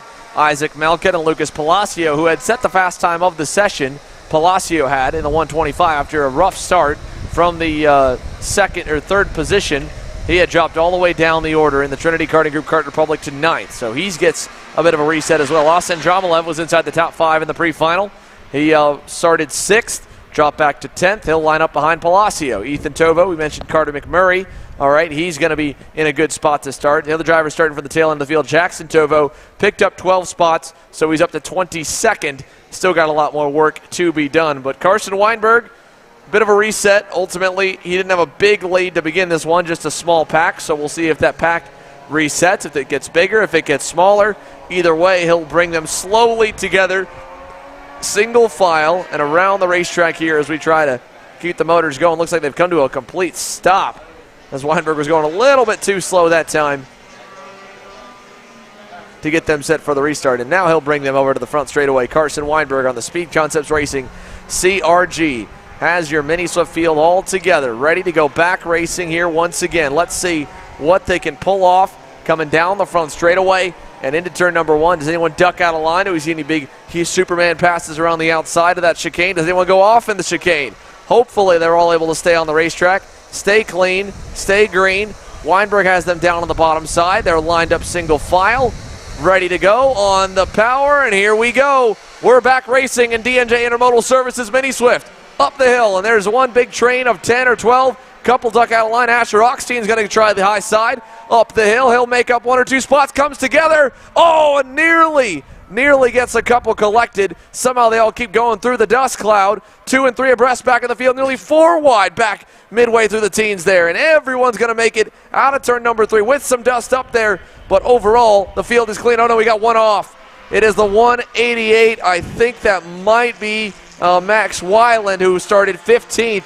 He's gone up the hill over at turn number 3. Almost got everybody through. Unfortunately, Weiland goes out on the restart. Is now quickly Michael McCaughey going to work. He takes the lead. Carson Weinberg back to second out of the final turn. Michael McCaughey will lead lap number 9. 11 laps to go here on the restart.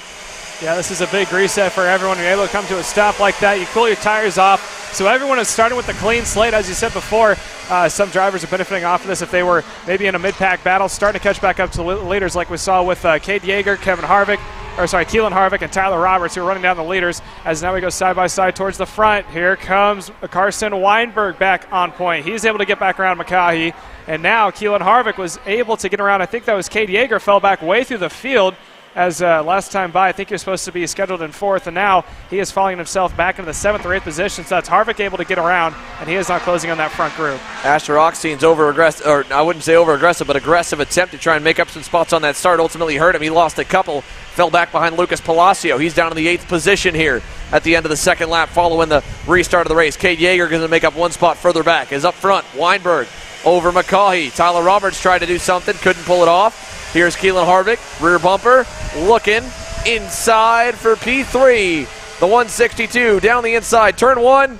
He'll get by on Roberts. Roberts gets in line quickly ahead of Brady Shad. Shad trying to clear him around the outside. He's got the momentum. Does he get clear? He does. And also, I believe that may have been Palacio did a 2-for-1 special and able to split him going into turn 3. Now into turn 4, we see a top 2 start to breakaways. They're still shuffling back and forth. I think that's Yeager having to hold off a few guys from behind of Ethan Tova and Asin Dramalov as well.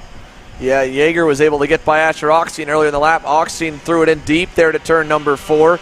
Ultimately was able to hang on to it. No harm, no foul. The line stays pretty evenly spaced for the top 10, going all the way down to Salvador De La Vecchia. That's another driver having to make up a lot of spots. De La Vecchia is up 13. Turner Brown's up 20. So they've made up more spots on the restart. De La Vecchia is in the lead group. That'd be a massive turnaround for their weekend after a dismal pre-final. Up the hill here, 3 drivers lined up.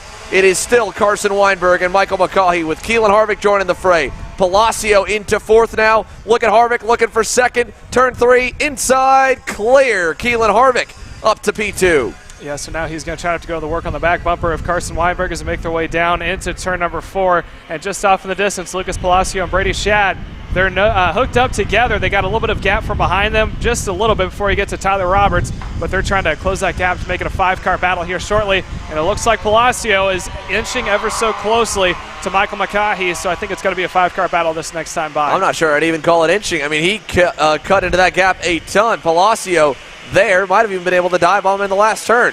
What a great lap for Lucas Palacio. That might put him purple. They are digging. Lucas Palacio with a big-time run up the order. And they'll cycle on through as down the front stretch, Weinberg's going to block. He knows how quick Harvick is. He wants to stack them up a little bit. So he'll cover the inside into 1, covers the inside. Now he opens up. There goes Harvick. Here comes Roberts trying to go. Couldn't do it. Tucks back at line. Palacio looking on. I think that's Roberts there. Looking for 3rd. Couldn't get by. Oh, no. Lucas Palacio down the hill and stuck in the grass.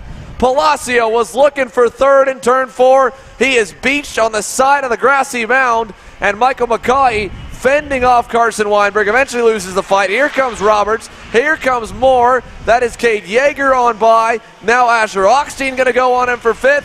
He gets through. McCaughey just getting eaten up, and he's going to run Brady Shad wide into the wall. Brady Shad into the barrier on the outside of turn number 11.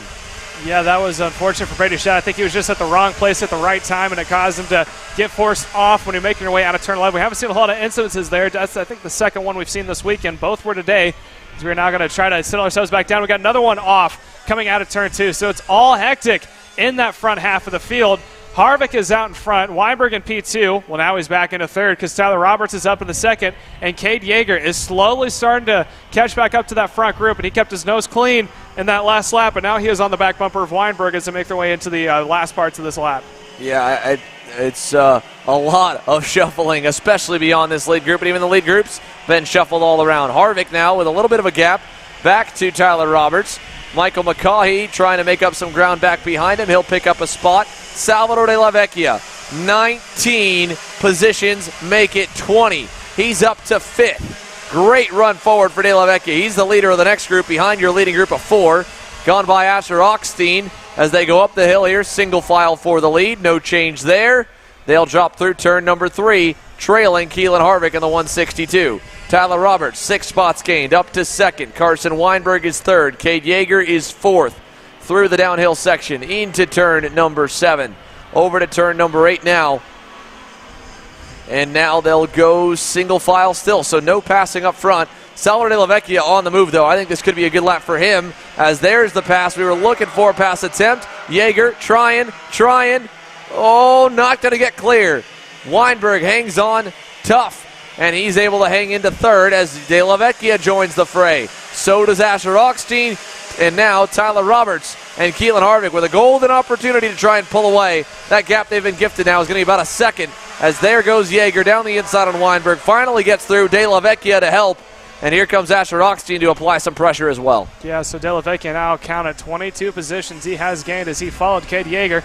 So now Yeager is up into the 3rd spot. De La Vecchia goes to 4th.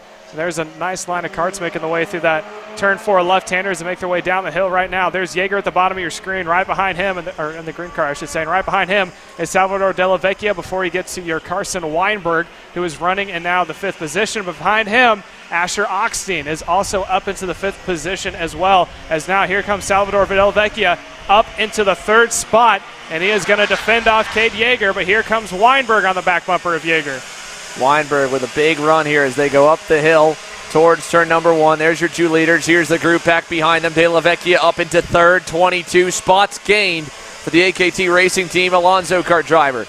They're shuffling all around. McCaughey outside, inside, outside again to turn 3. He'll lose a spot, maybe to Austin Dromalev. No, Dromalev gets kind of caught up there with Isaac Malkut. Malkut's able to get by. Dromalev drops back. We got another one turned around. I think that might have been one of the Berries in the Red Speeds. The GWR Tony Kart, or GWR Red Speeds going around, and I think it might have been Carson Berry out of 17th. Hard to say for sure. I think it was indeed the 117. Back up front, Asher Oxteen ahead of Michael McCaughey here. This is just behind the top 5. They're 6th and 7th at the moment, with a big gap out front. Harvick and Roberts that time by 1.6 seconds away from breaking, or 1.6 seconds away from the field. De La Vecchia a little bit quicker than the top 2, but if they stay hooked up, it'll be tough for him to catch them. Now, there's not a lot of laps left, though, so they won't be able to build a huge gap before they need to fight. 4.5 laps to go in this shortened second half of the race. Keelan Harvick, your leader. Tyler Roberts in 2nd as they drop down the hill. Now, what we've seen before, though, is someone who's in the position of Salvador De La Vecchia. You're trailing at about 1.5 seconds back from the leaders. When it comes down to those final 2 laps, if Harvick starts defending and Roberts is having to take the outside line all the way around, you could see De La Vecchia making up that time. And we've seen as close as 1 lap to catch back up to the front. So if everything breaks loose here in the next 2 or 3 laps, we may be able to see him in a battle for contingency for the win. 3 laps to go here. Keelan Harvick getting the signal there from one of the Hunt Brothers Pizza Harvick Racing guys that, hey, you got a big gap for yourself and Tyler Roberts. It's just you two. You can battle a little bit when it comes time to it, so don't worry about the gap out back. De La Vecchia lost half a second that time, so they're up 2.1 seconds now. Roberts trailing here. Tyler Roberts got a big breakthrough win earlier this season, looking for another. Keelan Harvick, he's been on a hot streak since the beginning of January. What a great year he put together in 2021, winning out almost everywhere he went in the micro category. Here in Mini, he's doing much of the same on his rookie season. Salvador de la Vecchia, 3 to 4 karts up on Carson Weinberg. Cade Yeager back in the 5th spot. Big gap back to Isaac Malkin and Michael McCaughey, who continue to fight for 6th on back. McCaughey's retaken the spot. Malkin was in 6th last time across the line. Double sticks in the air, though. So here's the battle for the final spot on the podium. Salvador de la Vecchia along with Carson Weinberg and Cade Yeager. Up the ways is Keelan Harvick and Tyler Roberts as they go down to turn number 1. Yeah, so here's the 3-kart battle for the 3rd position, the last podium spot, as Xander said. There's the rest of the field making their way through. Beautiful shot. And then we go just a little bit farther back. If I'm not mistaken, I believe that is Michael McCaughey, followed by Isaac Malkett, and a whole other amount of karts. Now it's Malkett in front of Isaac as they make their way down. Here's the 3 for the 3rd position. So everything I just said about De La Vecchia having a possibility to be on podium or on the top step, I think is gone now that he's been caught up to by both Roberts and Weinberg. So I think it's going to be a 3-kart battle from here on out. Yeah, Cade Yeager, Carson Weinberg able to reel in Salvador de la Vecchia. Tyler Roberts and Keelan Harvick out front. Haven't battled yet. White flag coming. 1 to go. Roberts, a car length and a half back. Needs a big run, big head of steam to try and dive bomb him into turn number 1. Does he get there? He does. Harvick blocks low. Roberts goes high around the outside. Can't get clear. He tucks back in. That'll allow Keelan to take the normal line to turn number 3. A 2-way battle. Harvick looking to sweep. This would really put him far out of the championship chase if he can win again here on Sunday and sweep the weekend up at Road America through the downhill section. 5, 6, 7 down through. Coming out of it, Harvick, couple looks back, quite a few looks over the shoulder frantically to see if he needs to block. Right now a normal line. Now Roberts is close enough. Harvick goes center racetrack. Look at Roberts trying the outside. He's going to be there into the next corner. Tyler Roberts to the lead. Final corner. Roberts blocks the bottom. Harvick with a crossover. He'll have the momentum. Harvick with a last lap move again, and he wins on Sunday. Oh, and big contact in the last turn. Cade Yeager's gone around, battling for 3rd, 4th, and 5th with Carson Weinberg and Salvador de la Vecchia, and Yeager is stuck in the grass. He'll go all the way to the tail. De La Vecchia, 22 spots gained to get onto the box in 3rd. If it holds, with the way the gaps are, I'd have to imagine it was Weinberg versus Yeager in the final corner. Yeager loses out. Michael McCaughey ends up 5th. Turner Brown, 27 spots picked up, ends up in 6th. Isaac Malkett in 7th. Austin Dromelev 8th. Asher Oxtein 9th. Gage Korn 10th. Carter McMurray picks up 10 more from his starting spot. Davis Henry up 16. They end 11th and 15th. But Keelan Harvick looked like he might have lost it. What a superhero move it was for Tyler Roberts around the outside in turn 9. Got the inside into 10, but got crossed up coming on the front straight away. The minis are all wrapped, and you can see on the grid, it's showtime for the big boys and girls. X30 Pro is coming your way next here from Road America.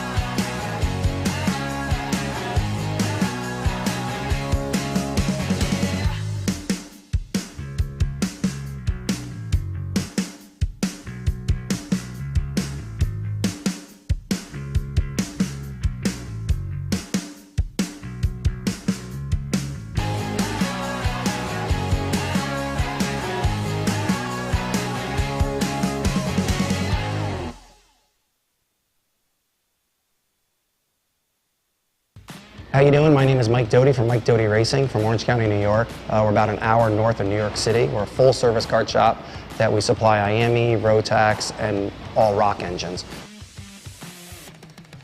We sell OTK parts and all the tires for all the different series. We support USBKS, SCUSA, Rotax, which is the Stars and Stripes, and the Rock Winter Tour.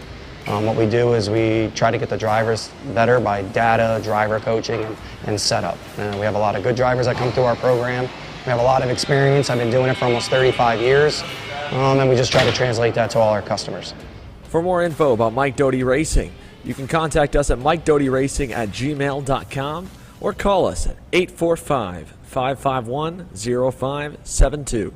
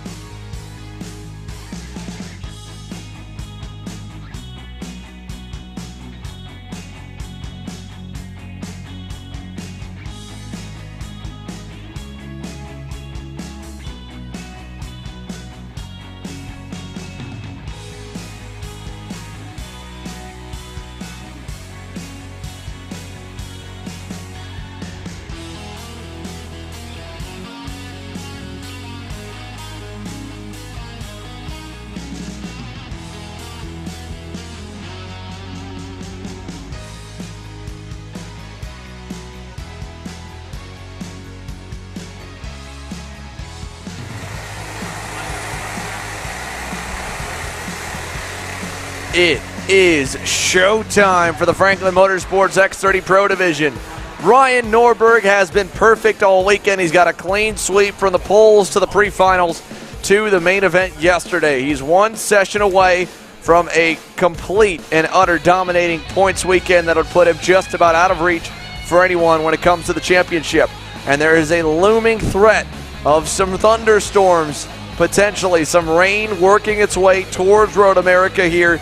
It could arrive sooner rather than later, and it's moving pretty quickly across the state of Wisconsin. So there's a little bit of fear in the mind, I'm sure, of everybody that checked the forecast before they got their helmets on and got set for this 26-lap final. Norberg starts on the pole.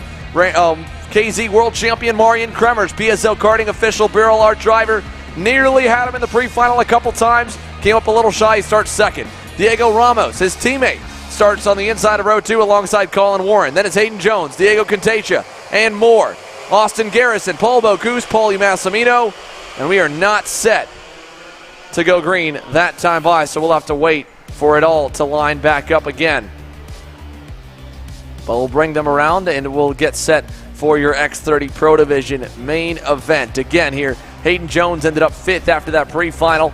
Diego Contagia 6th. Austin Garrison picked up 8 spots to get to 7th. He's had maybe a not so great weekend by his standards. He's been consistently up there when it counts towards the end of the main events, but he's got a little more work to do to get to where he wants to be here in this one. He lines up again on the inside of row number 4. Paul Bocuse to his outside. Cameron Weinberg faded in the pre-final. He's looking for a little more pace here in the main. He starts 9th. Paulie Massimino, 10 spots gained, starts in 10th. Tyler McIntyre, outside pole award winner, back in 13th with some work to be done. Here we go. What a start for the outside lane. Marian Kremers gets a decent one, but Diego Ramos is going to follow Norberg down to the bottom. Kremers on the outside drops into 3rd, maybe. Oh, big contact midway through the field. Lots of drivers getting stuck together. That'll spread the pack out as we got quite a few trailing through the dirt, exiting turn number 2. More off the racetrack. Austin Garrison with a rough ride out of turn number 3. Yeah, that was a very hectic start indeed, and we still have some more. Wes Duchak down the hill, all the way to the outside in turn 4. Back up front, Kremers going to go by on Ramos. He'll retake 2nd, and Ryan Norberg with a little bit of a gap here. Hayden Jones, I talked with his father Corbett here right before they got going. He said he's getting better every weekend, a little bit better, a little more smarts, and now he's finally got himself a really good start to a main. He could be in major contention here. Was kind of a sleeper pick for many, but this track's been good to him in the past. Here we go up the hill. He'll push Diego Ramos towards Marian Kremers in turn 1. Yeah, I think Marian Kremers is in a very good situation right now. He's got his teammate behind him to act as almost like a buffer between himself and Hayden Jones, as Hayden now sends it on the inside of Diego Ramos. Slowly but surely, Marian Kremers is starting to close back up to Ryan Norberg. They appear to be almost swerving to their tires. I don't know if they're trying to still get some heat into them. This is a very long race. It's about 24, 25. Well, remember, too, all the dirt that just got kicked on the racetrack over at turn number 2. I think a lot of them hit that dirt. I think they're still trying to clean their tires off. That's what's kind of backed the field up. So Norberg had a little gap at the end of lap number 1, hit the dirt at turns 1 and 2, and now he is still sideways. Kremers for the lead in the final corner. Marian Kremers gets by Norberg with a crossover move. Here comes Hayden Jones to the bumper of his teammate. He'll push him back to the lead at turn number 1. Yeah, let's see what Kremers tries to do, and it looks like Hayden Jones goes to the inside to defend, playing perfect teammate to Ryan Norberg out in front. Now Kremers has got one more object in front of him and leading this race as he goes down on the inside of Hayden Jones. Jones is going to have to go right back into line now. Kremers has got his hands up in the air. I don't think he's too happy about that from the battling back and forth for a second. But, I mean, if you're Hayden Jones, you're trying to make a name for yourself. I think that's a move you had to do when you made your way out of that final corner. You absolutely had to try and do that there. And, again, the only thing I think Marian was upset about is he knew how quick Ryan Norberg could be. He didn't want to let him get away. Was hoping that Hayden Jones maybe would go after him in turn number 1, but he didn't. Through turn number 9 here, Ryan Norberg, his lead already going back down again. Not that good in the back section. Look at Kremers. What a surprise move in the final turn. This time, he runs him wide. Norberg back to second. Marian Kremers leads your field up the hill. He'll block all the way down to the inside. Norberg P2, Jones P3. Look at Ramos right there. Here comes the rest of the field. Austin Garrison was mowing the lawn on the first lap. Now Norberg back to the inside in 3. Yeah, Kremers is going to lose 1, almost 2, so he's trying to make the outside line roll. He's going to tuck right behind the leader now of Ryan Norberg, and the rest of the field, like you said, bunch it back up. Kremers all over the back bumper of Ryan Norberg as they make their way down into the drop chicane. A good and exciting start here to this X30 Pro main. Norberg back to the point. Kremers trying to follow, gets a little sideways through turn number 8. Both of them with some dirty tires here early on. Cold tires is where the war is normally won. Hayden Jones in 3rd, trying to hang on, trying to keep everyone at bay because it is a hungry hornet's nest. Diego Ramos just got shuffled to the wayside. Austin Garrison's up to 4th and now sets his sights on Hayden Jones as Kremers trying to dig, knowing that he's got to get Norberg behind him and keep him behind him. Big curb hit there in turn 1. Not sure how much it paid off. Jones bumper looking, not going to go. Kremers throws a little block there late into turn number 3. Yeah, here comes Austin Garrison. We'll talk about someone with talent. This is, I think, who Marian wants right behind him. He's now down on the inside. So that is now going to be Garrison up into the 3rd spot. And Garrison's teammate, Cameron Weinberg, also trying to join him. Again, remember that pre-final, Austin Garrison was just as fast as Marian Kremers and Ryan Norberg, but a poor qualifying effort had him with a long way to go through the field. He's up to 3rd. He was a last-minute pick here. Cameron Weinberg going to go to 4th. Jones dropped back to 5th, and Norberg's help is all gone. It is now going to be if they can catch him. That time by, it was even. Garrison a little bit faster than both of the top 2. As they make their way into turn 1, Marian's going to need just a little bit of help, a little bit of a push to catch back up to leader of Ryan Norberg. He's got the toe to his advantage, but he keeps making just a little bit of a mistake coming into the chicane. That last lap was perfect, but the one before took just a little bit too much curb. Making their way into turn 4 now, the left-hander. And Marian Kremers, he's starting to close back up ever so slightly onto your leader of Ryan Norberg. Yeah, Kremers calmed down, seemed to hit his marks here. He's still well within the drafting window. That'll help him on the long straightaways. Norberg with a little wiggle of his own there in turn number 8. He knows the pressure's coming. He knows it's been building all weekend, just like the storm's starting to bear down on the racetrack. Marian Kremers, Austin Garrison, Ryan Norberg, 3 of the biggest names that we've got on the North American Pro Tour. And down the front straightaway, Kremers and Garrison both gaining on Norberg. Kremers gains a 10th, Garrison gains 2. The Speed Concepts Racing CRG starting to roll. Kremers a car length back. This was how far he tried that move in the pre-final. I think he's learned from that. He's going to wait a little bit longer, maybe get a little closer. If he can get within a car length, you'll see him get after it. He's not shying away here in this main event. Yeah, and here comes Austin Garrison. He is closing in just a little bit quicker than Kremers is onto Norberg, so he is quickly becoming another factor here. Look for him to possibly get to the back bumper. I think he also knows that they both have to get Norberg behind and keep him at bay, so he may try to play temporary teammate to him and give him a little bit of a push when needed as they continue to close back in ever so slightly onto your leader of Ryan Norberg. Hard to say. Marian Kremers is wheeling that Burrell art. I mean, you can see his hands are busy right now. He is trying every play he's got in his playbook to hang on to him. He lost a little bit of time. Garrison just went 2 tenths better than Norberg, 3 better than Kremers. I think Garrison may need to go here soon, and if Kremers lets him go, then maybe he'll have a shot at the lead. Here comes Garrison to the inside of Kremers. He'll slip through down the inside, and now the Speed Concepts Racing CRG moves into second as they go down the hill to turn 4. No real time lost. Still only 3 car lengths out for Ryan Norberg through 7. Yeah, that was a good move there by Kremers on letting him go by. Went straight into the toe, trying to see if maybe he can't play as a little bit of assistance, but he's going to have to hold on a little bit longer. Cameron Weinberg also turned a little bit faster time than your third placement now of Marion Kremers, so he may have his hands full, and right behind him, Hayden Jones would love nothing more to be on podium next to his teammate. Austin Garrison's rolling really good in the back hairpins there. Didn't get a great exit onto the straightaway, but now he locks his sights on someone who has been a childhood rival of his. These two have a long history of a lot of great racing together and a lot of times battling for wins and national championships. And while Ryan Norberg has been somewhat of the golden boy when it comes to karting, he's with the most successful team on the scene right now, has been for a couple of seasons. Austin Garrison has bounced around in a couple of outfits, and he's found a great home with Speed Concepts Racing. Got them some hardware at Gopher Motorplex in their debut this year together, and now on the switching chassis, his first time on a CRG in 3 years, a completely different frame, the same team. He's got them up into the top 3, and he is hunting down the race leader. 2 car lengths out front for Norberg now, this time by 9 laps complete, and we've got 17 laps still to come. Yeah, Austin Garrison went purple that last lap. He went roughly about 2/10 faster than your leader, Ryan Norberg. As we watch back now, here's a battle for the 4th position. That's Hayden Jones running in 4th. Right behind him, Cameron Weinberg has his hands full from, I believe that is Diego Ramos, who's trying to sit on the inside, and now Ramos is going to back up that field again. Yeah, Ramos right there was looking to get by Weinberg. Ultimately, he knew that Colin Warren is waiting. Right at the end of that train is Jeremy Fletcher. He's also there. His teammate Paulie Massimino down in 11th. Between them, Diego Contecha and Paul Bocuse. There goes Ramos. Ooh, nearly gets into Weinberg there. Tried to get to him. Ultimately couldn't fully. So Cameron Weinberg hangs on to that 5th spot. Look at Colin Warren. He'll slide job on Ramos. Takes over the spot. Warren actually went quickest overall. Now Norberg that time, a little bit better than Garrison. Kremers better than Garrison and Norberg. He pulls up to the bumper, so both of them have gotten to that 3 car length window, then kind of stall out a little ways. Back up the hill. Here comes that group battling further back. I'm waiting to see if Marion Kremers decides to pull the trigger on Garrison. He gave him a little shot down the straightaway, let him know he's still there. Back up in this group here, Weinberg's got some separation in the 5th spot. Colin Warren on the Chad Dawkin Racing Kart Republic was quickest a lap ago. Still pretty quick last time by, was 2/10 better than the race leader. So was Weinberg. If they can get rolling and if this battle can erupt up front, anything's possible. But Norberg's doing a great job handling this race, managing the margin, trying to keep Austin Garrison at bay. Garrison this time, I think he gained a little more. Let's see what the gaps look like across the line.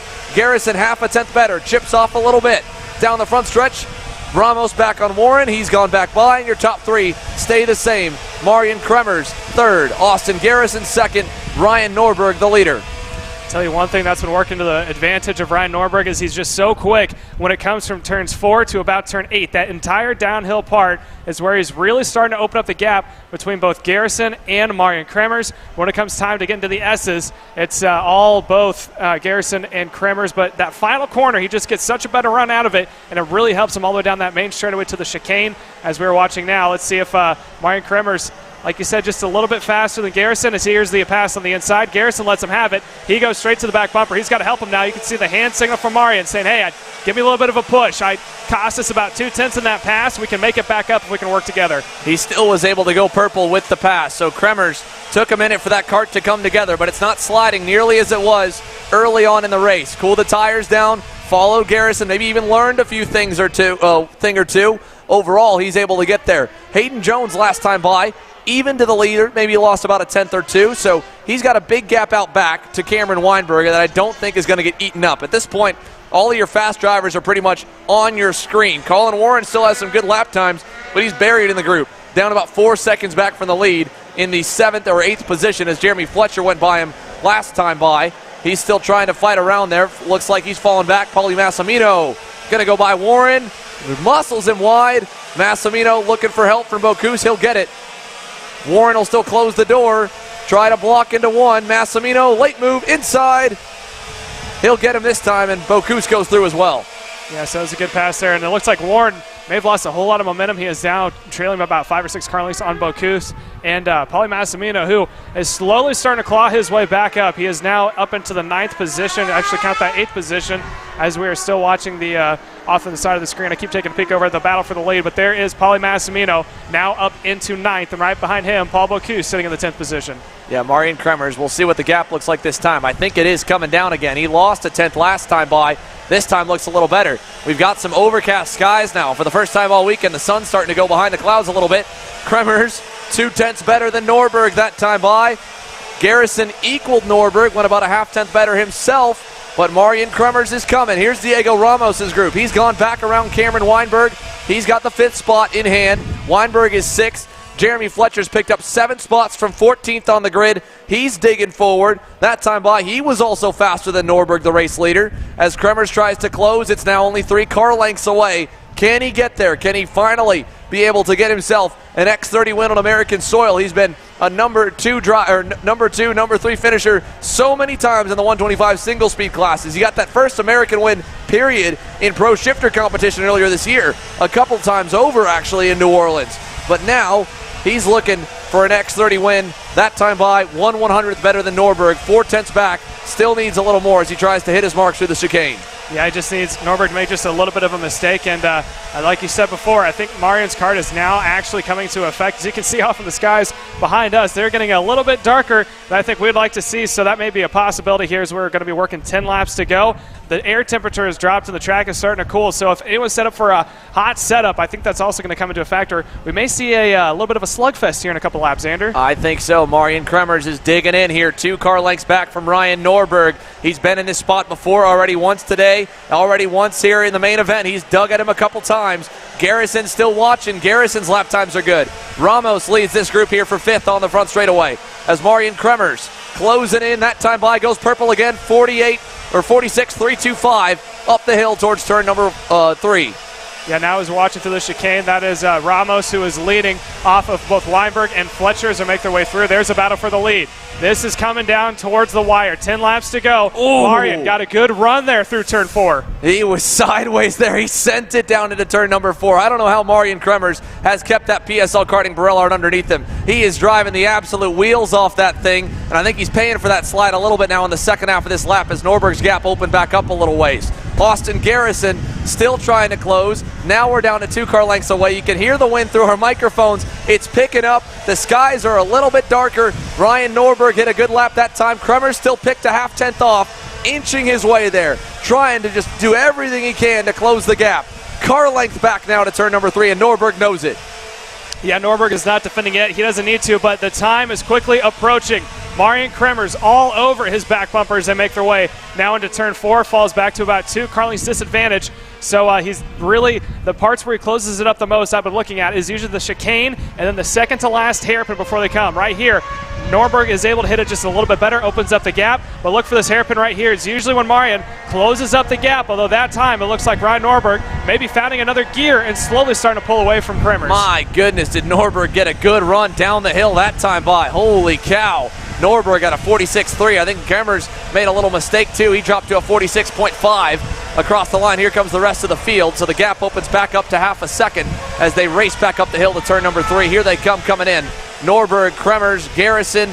Garrison just kind of having to ride and bide his time there in the 3rd spot, hoping Kremers can get there. He gave him the spot as quick as he could. Kremers threw some haymakers at him early on in this main event, but he hasn't been able to get back to him.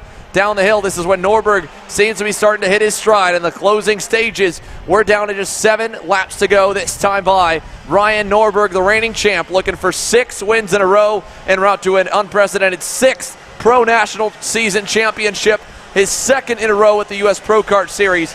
It would be huge for him to pull it off. It would reset the history books that he set last year, winning his 5th title. He pulled another 10th that time by. Yes. Oh, we got problems. One driver's off the racetrack over at turn 2. Not sure who we lost there. It looks like that was, I'm not sure which one was off. I think Guillermo Quintero, who was up inside the mid-teens. So Guillermo Quintero off the racetrack over there in turn number 2. Marian Kremers losing a little bit of time now here to Norberg. Austin Garrison needs to be careful here. If he falls off too much more, this battle for 3rd could heat up. Hayden Jones trying to get onto the box. it would be another great run for Jones. He's already had some solid runs through 2022. He had, of course, a breakout Pro National victory at the end of 2021 when he switched and signed with the RPG team at his home racetrack at Gopher Motorplex. Got the win. Kremers that time, big-time loss, 46.99. Lost another 0.4 of a second. He's now a second back from Norberg. That gap has completely opened up. Austin Garrison was even a little bit quicker than Kremers that time, and he's been slower than him the last few laps around. Yeah, I think Kremers may have used up his tires a little too quickly. I think his hoping was to get around Norberg and then just keep him at bay. As we're now watching, it looks like Jeremy Fletcher is holding off Cameron Weinberg, and that is the battle for the 6th position as they make their way down the hill. So that is now Fletcher around Weinberg. Let's see if he can keep him at bay. Again, two rookies who have done a good year so far. They are finding themselves well inside the top 10 as we've been talking about this battle out in front.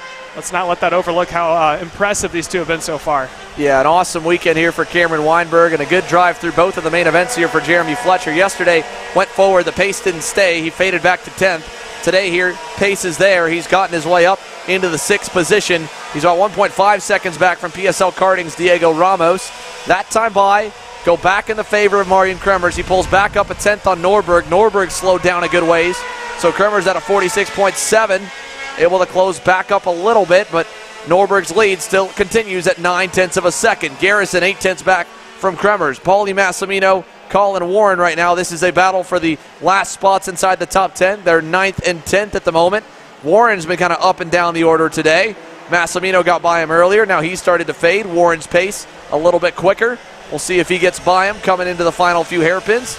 Waits in line. Last corner. Not going to do a dive bomb there. 5 to go for everybody across the line. Norberg's lead, 1 second. Yes, we're now watching the battle for 9th and 10th of Massimino, who, if I'm not mistaken, started in the 10th position, now finds himself in 9th. There's your race leader of Ryan Norberg. Like you said, he has a 1 second over Marian Kremers, and last time by, Norberg went about a 10th faster. So what looked to be what was going to be a fantastic battle out in front between both Norberg and Kremers is now starting to be just a very straightforward. Ryan Norberg out in front, Kremers running in P2 with Garrison in 3rd, Hayden Jones closing up, and we continue to watch. That's Paulie Massimino and Warren going back, Colin Warren, that is, going back and forth. And there's Jeremy Fletcher, who I think has started to pull away from Cameron Weinberg by a significant margin. Yeah, Jeremy Fletcher's gotten away, and you can look at this Marian Kremers' little radiator adjustment there. He's fallen off so hard that Austin Garrison is now caught up to within half a second of him. They'll be battling for the last spots on the podium.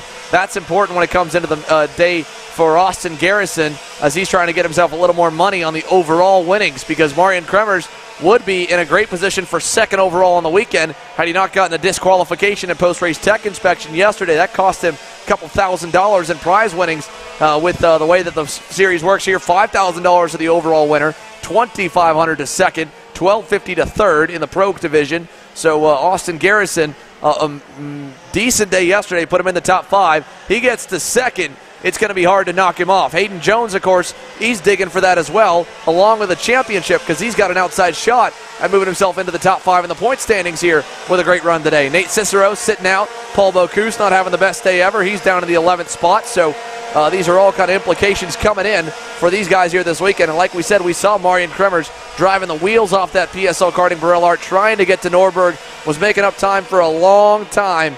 And then eventually Norberg was able to kind of pick up the pace where he needed, and now has dialed things back and just kind of cruised at about a 2nd to a 2.25 seconds lead over the Elkhart. CRG's Austin Garrison last time by, a 10th quicker than Kremers as well, with 2 laps to go. Coming this time by, the white flag will wave one more time around. Austin Garrison looking to see maybe he'll get there in time to fight for 2nd. Norberg's backed off the pace tremendously. He'll give up a few more tenths that time, down to a 2nd ahead of Kremers. One more lap around Road America here in X30 Pro as Ryan Norberg looks to go 6 main events in a row and all but lock that championship up mathematically before we even hit the final weekend. Yeah, let's see. Austin Garrison really started to turn it back on this last lap. He ran identical times to Marian Kremers, but just from that shot there, it looked like he was closing the gap up. I don't think he's going to have enough unless there's a huge miss-up for Marian Kremers this last couple of laps. But here's your race leader and almost winner, Ryan Norberg. Norberg headed through turn number 8, over to turn number 9. Didn't lead every lap. Had to fend off a couple charges early. Benefited a little bit from Hayden Jones helping fight as well. And out of the final turn, the national number 1 is 6 for 6 in U.S. Pro Kart Series competition. Norberg sweeps Road America Here's a good battle deep in the field here. This is Jack Jeffers buried in the group. Ryan Vincent, Dante Yu, who had to avoid some major carnage. Look at Jeffers through the dirt, battling just outside the top 10. That's for 14th. 13th, Kevin Quevedo hangs on in the Cosmic. He ends 13th. Jeffers picks up 5 spots on the main event to 14th. And let's take it to the rest of your top 10. Ryan Norberg, your winner over Marion Kremers. Austin Garrison ends up 3rd. Hayden Jones 4th. Diego Ramos is 5th. Jeremy Fletcher, 8 spots gained, gets up to 6th. Cameron Weinberg 7th. Diego Contagia 8th. Colin Warren drops down at the end there from his starting spot, but gets by Paulie Massimino late in the going to get 9th. Massimino ends in 10th. Then it's Bocuse, Justin Anaconis, Kevin Quevedo, Jack Jeffers, and Dante Yu. We're going to take another commercial break. When we come back, we'll talk to some of your top finishers here in the X30 Pro category, presented by Franklin Motorsports. You're watching the third stop of the U.S. Pro Kart Series from Road America in Elkhart Lake, Wisconsin, presented by MPG Motorsports, Will Power Kart, Millwright, and Leading Edge Motorsports. Stick with us. We got more racing to come.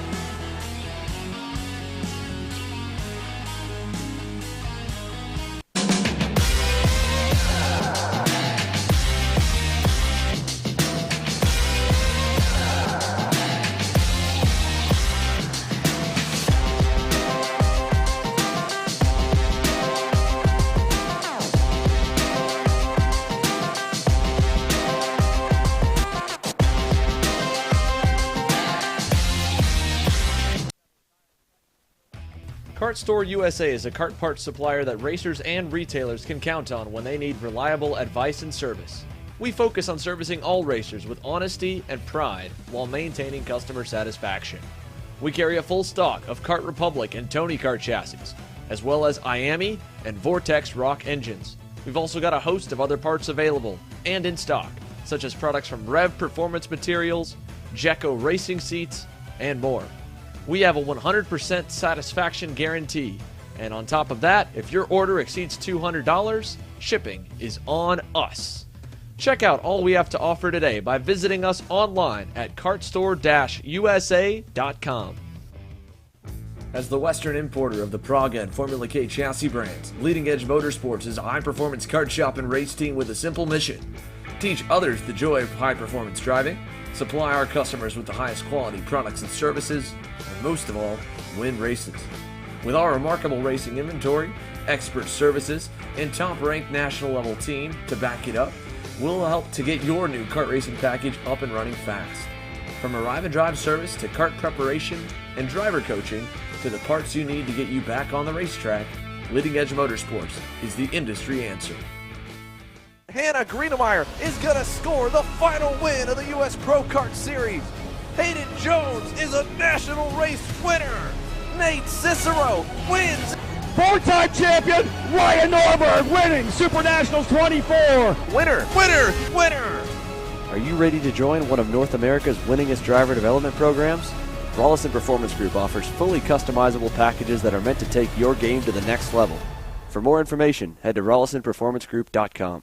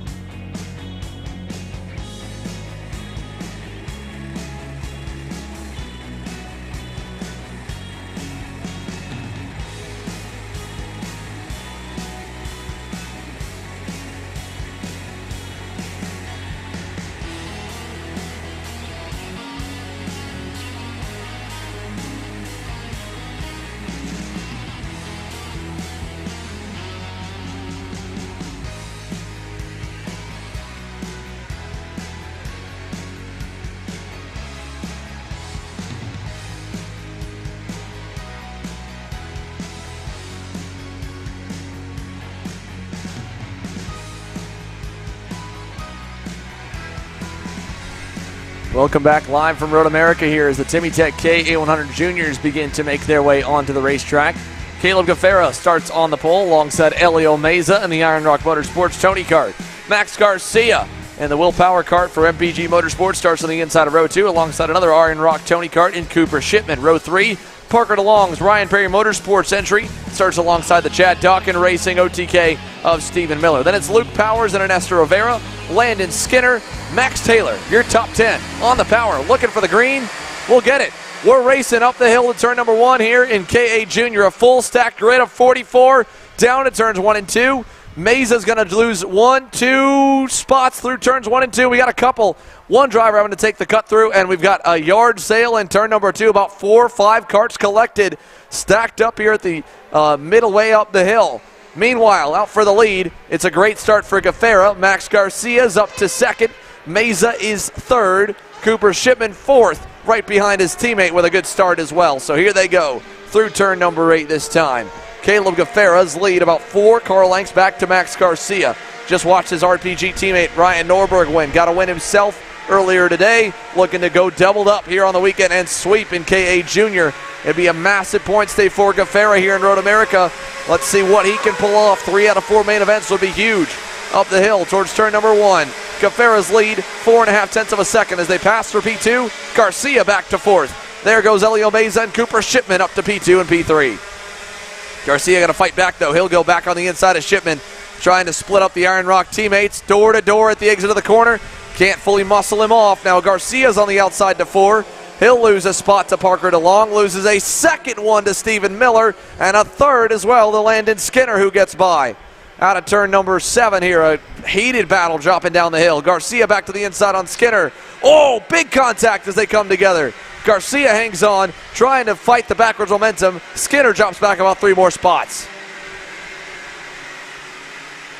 Through turns 9, 10, and 11, over and out of the final corner. Lots of back and forth passing as the accordion and ripple effect goes from one pass triggering another all the way down the order. Caleb Gafera's lead, half a second right now over Elio Meza, Parker DeLong, Cooper Shipman, Stephen Miller, and more.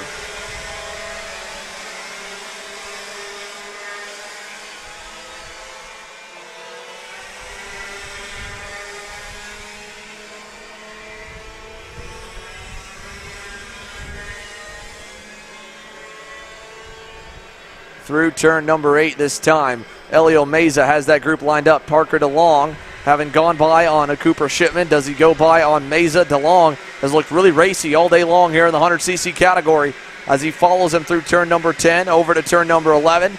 Down the front straightaway, Caleb Gafera's lead. 4 car lengths back to Meza.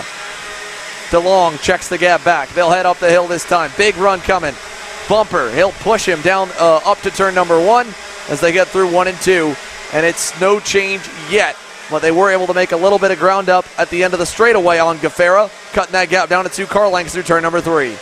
Down the hill to turn number 4. Gafera's lead, maybe down to 2 car lengths, maybe a little bit more. We'll see. Through to turn number 7 as they go on through. And out of the turn 7 complex here, Caleb Gafera still leads. DeLong still pushing on Meza. No change. They've gotten some separation. Stephen Miller at the end of this pack went purple last time by, and they were 3/10 better than Ernesto Rivera and Cameron Brinkman, who are the next 2. Then it's Max Garcia back in the 8th spot. Then a pack led by Max Taylor and company. On to the front stretch again. Let's see if they can get a good bit of momentum going. Heading up the hill towards turn number 1. A big run. Gafera losing his gap. It is all eaten up now. Meza's to the bumper, looking for the lead inside. Elio Meza's through. DeLong is through. They get through for the lead here as they head down to turn number 4. And while they continue to battle on the racetrack, we'll get set to send it down here shortly to Jenna Tommy as she's caught up with Ryan Norberg, looking to become Mr. 6-time national champ. He is 6 times a winner in the U.S. Pro Kart Series as he sweeps Road America. Jenna, take it away. Thanks, Xander. Ryan, we're back. We've talked a lot this weekend, which usually means good things. We'll make this one quick. How do you feel about your win today? It was good. Obviously, a lot of contention there during the middle of the race when Marin got around me. I knew they were coming. We talked before the race, and he was like, I'm going to send it if I catch you. And so I tried to defend, but he was there. So I just made sure to give him a ton of room because, you know, they're always going to try and push some contact to try and run you off. And so I gave as much room as possible, and luckily there wasn't any contact. And I was able to get back by the one time. But the other time he crossed me well and cut back across and, you know, stopped the undercut. And then as we're going down in the back corner there, he dropped a tire and then opened the door, and I just kind of went through the dirt a little bit and got back to the inside. And from there, we just kind of maintained and waited for the tires to fall off. It's a little difficult because it got a lot cooler right before our race, and we, normally are in for the long haul. So for us, it's a little bit difficult to run that fast in the beginning, especially when it gets cool. But at the end, it showed our pace because everybody kind of fell off, and we were still able to do some good times. Yeah. Speaking of pace, we did notice your lap times fluctuating a little bit when Marlon was behind you for the last half of the race. Why was that? Well, I try to manage, well. I try not to blow the tires off of it in the beginning of the race. So, when Marin's a good ways away, I'll probably, take it a little easier because this track just, eats the tires up. And as soon as he comes back, that's when I got to start pushing again. There are a few times he caught me off guard because he closed so quick.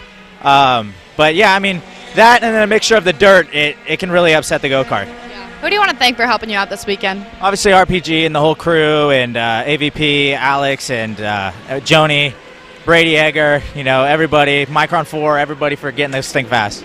Awesome. Thank you, Ryan. Congrats. Thank you.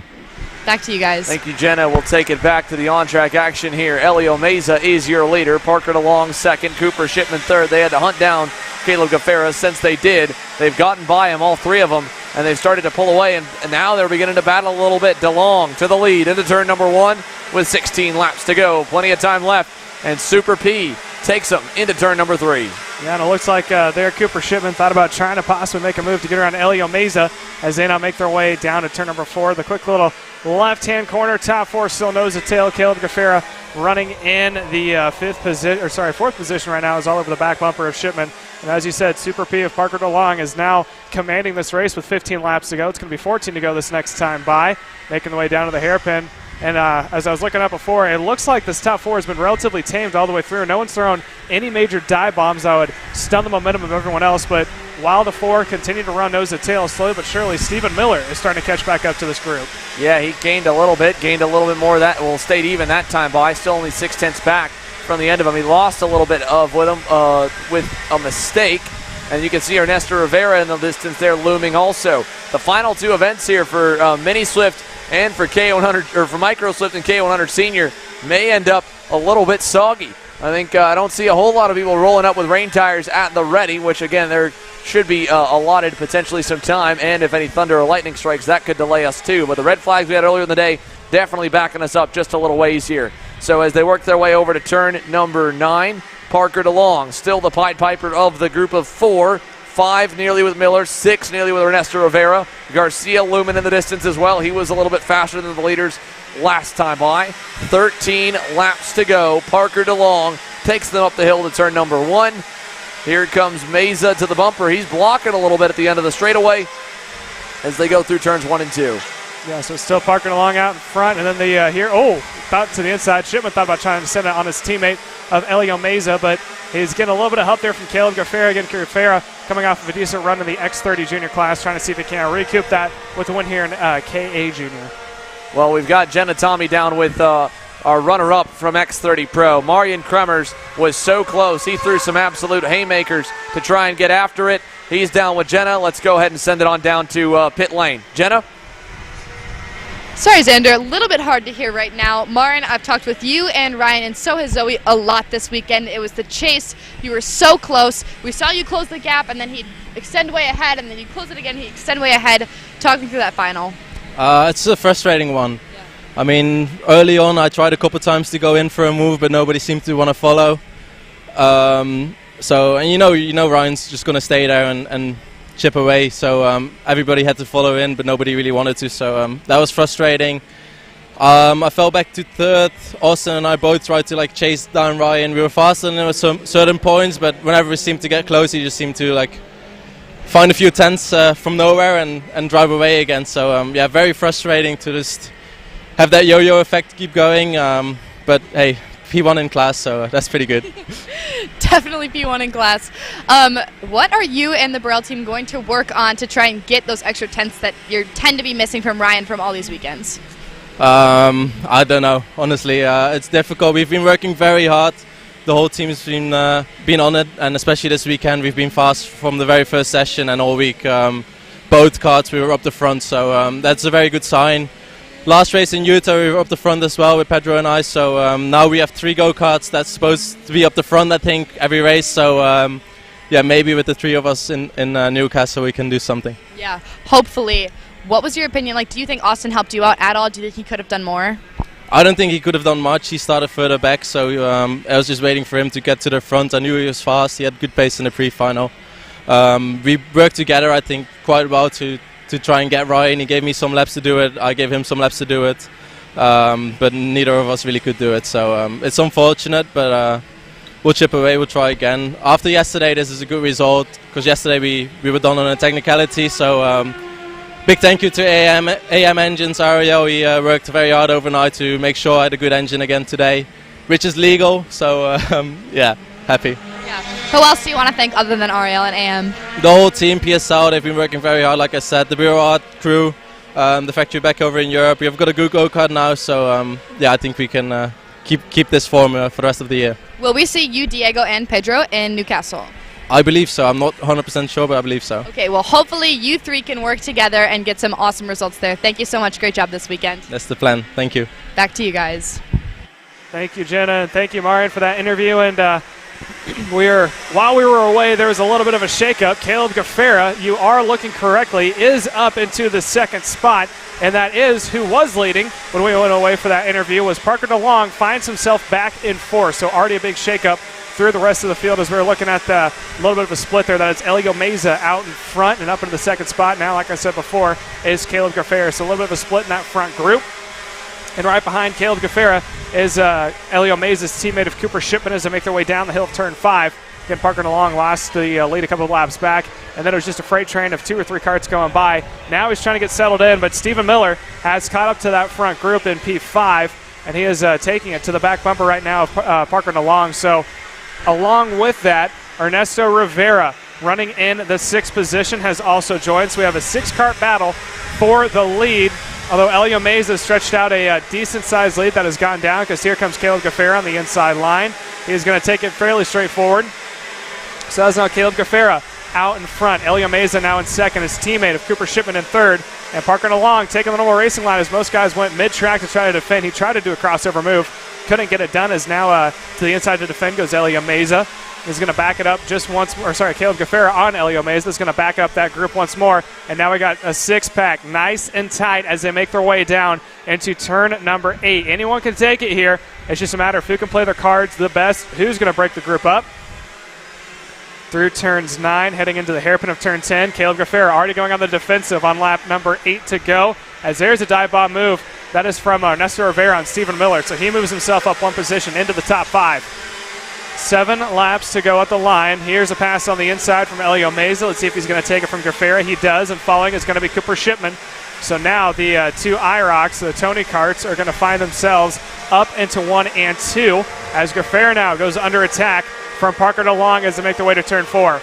Gaffera has to defend from that is Parker DeLong, as DeLong now is under attack from Ernesto Rivera, running in the 5th spot. All in the while, Gaffera and Meza and Shipman, I should say, are starting to pull away from Gaffera, as Gaffera's have his hands full right now with Parker DeLong as they make their way now out of turn number 8, heading into the hairpin of turn 9. Quick look to the inside on Parker DeLong was Ernesto Rivera, but he didn't have enough to get it done.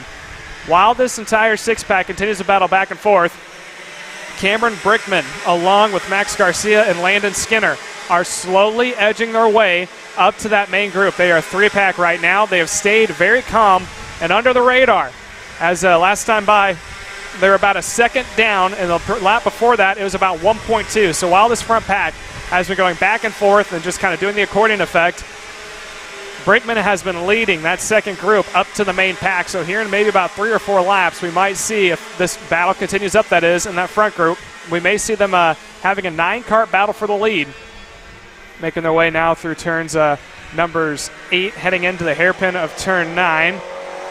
As they make it through there, looks like no one tried to get a nose in. No one was defending either, but Brinkman is still continuing to close. We give an update on the time when they come across the line this time. Out of the final corner, down across the main stretch. 5 laps to go at the line. And the last time by was at a .92. Now it's at a .93, so went up just a little bit. And here's a pass on the inside. That is Shipman getting around Meza. Gaffera tries to follow. Oh, a little bit of contact as Gaffera drops the wheel. As he, I want to say he went maybe a little too aggressive there with Elio Meza, so that caused now Cooper Shipman, who was in second, to now pull away with the lead. Gaffera goes back to P2, and now Elio Meza finds himself in the third spot right behind him. Parker DeLong, who went purple last lap, along with Ernesto Rivera, still up in that mix, and Stephen Miller is the caboose. Remember that second pack I was telling you about being led by Cameron Brinkman? Well, they are slowly coming up into camera view as we now see Parker DeLong get around Elio Meza. Elio Meza gets bodied to the outside, and now he loses 2 spots as Ernesto Rivera now goes by. 4 laps to go at the line. They continue to go back and forth. It looks like there is a rolled back flag going out. I think that may have been to the incident that happened over into turn 2. Let's see another pass on the inside. That is, a whole bunch. Now here comes Brickman. Brickman and Garcia are trying to get their nose up into the actions and make their way through. Coming out of turn number 3, heading down towards 4. So there's a 2-pack out in front. That is both Cooper Shipman and Caleb Gaffera. And there's another 2-pack right behind of Parker DeLong and Nestor Rivera. Max Garcia also now making his way up through the order right now as he is trying to take it to Elio Meza, who continues to fall back down through the field as we continue to watch this battle going on here with about 3 laps to go. Gary, are we going to send it? Oh, we're going to send it now down to Jenna Tommy, who's caught up with Austin Garrison. Austin Garrison, that was a great race. You did all you could. Talk me through it. We talked through Marin's frustration and Ryan's victory. Yeah, so our strategy to go out there, is boost up the tire pressure a little bit more. We know we were starting out in 7th. We know we were going to get a pretty good start. But anything to fight for the win, I gave it all I got. I pushed as hard as I possibly could. I got close to Ryan. Wasn't enough to go and pass him. But definitely, I think our pace is good. We were super close on times, I think, compared to him towards the end. But obviously, me and Kremers pushed as hard as we could and burned our stuff up, and then that was about it. Yeah, Ryan talked about how he was concerned about tire management. Were you at all worried about that going into the final? Going to the final, I wasn't. No, I know this track doesn't really hurt the tires that much. So knowing the final is you push 100% every single lap as fast and hard as you possibly can. Because we know to go and win, that's what we have to go and do. But obviously, the case today, it didn't work out. Yeah. Who do you want to thank for still helping you get a great result? Definitely want to go and thank the whole Speed Lab team, or Speed Concepts team. Speed Lab with Mario, Alex, Mike, them guys are a massive help, and I can't thank them enough. I want to thank Ewan, Tony. With a CRG Kart was going pretty well today, and I'm probably going to be on it in the future. So I thank everybody. I'm going to send it back up to the boys because it's getting cold down here, and I think we're going to see some rain, but thank you so much, and great job this weekend. Thank you. Thank you, Jenna. As we're now going to take it down at right perfect timing because we're coming up on the last lap. Caleb Gaffera is on point. Parker DeLong was able to catch back up, and we got a whole bunch of carts in contingency to possibly take the win here with Gaffera leading him to the line as they make their way up the hill for one more time around. Everyone going on the defensive. Gaffera trying to hold off Parker DeLong. Nice late move there by Ernesto Rivera. Spent a lot of this race hunting down the lead group. Here's DeLong going wide. Last second. Gets hooked off the bumper of Gaffera. Loses a little bit of time. Gets a good exit, though. His save from Rivera. So Caleb Gaffera, a little bit sideways through 4. Here comes Parker DeLong. He's not afraid to send it. He's not been afraid to send it at all. Any lap of this race, he's ready to get after it. But Gaffera's got a car length gap on him. Now onto the bumper here, coming out of turn number 8. It's got Rivera looking low. Can he get in there? He has to go a little bit narrow into 9. Gaffera goes narrow to 10. DeLong opens up again. Rivera gives him the opportunity. But across the line, Caleb Gaffera sweeps in Wisconsin for KA Junior. So yeah, that was Caleb Gaffera taking the win here. Parker DeLong coming across in P number 2. Ernesto Rivera rounding out in the 3rd spot. Elio Meza finishing in 4th, and Max Garcia in P5. Stay tuned and check your radar because we're doing it with ours, and there's a possibility of rain here in the afternoon. Up next, we got our micro slip, so don't go anywhere and stay tuned live on Kart Chaser.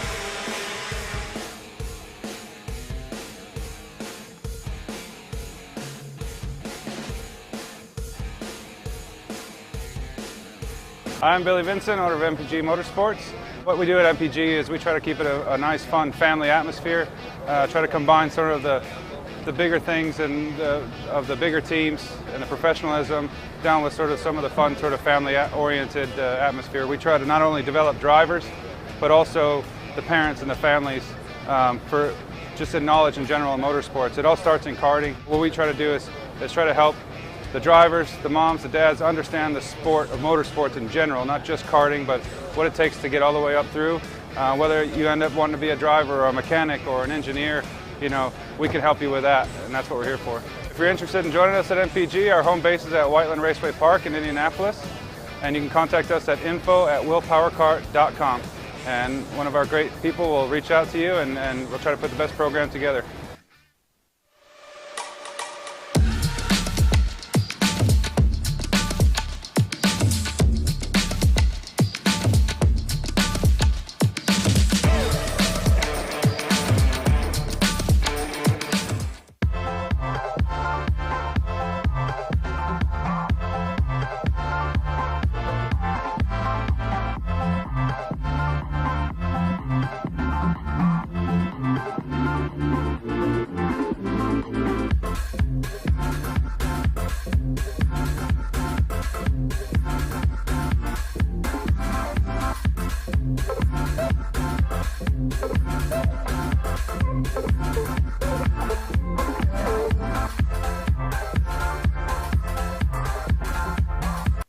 Odenthal Racing Products, your #1 producer in engine mounts since 1992, along with our leading-edge designs and product development, such as the Odenthal Racing Products EasyGP camera mount, which comes in 4 different styles and can be used on any karting platform.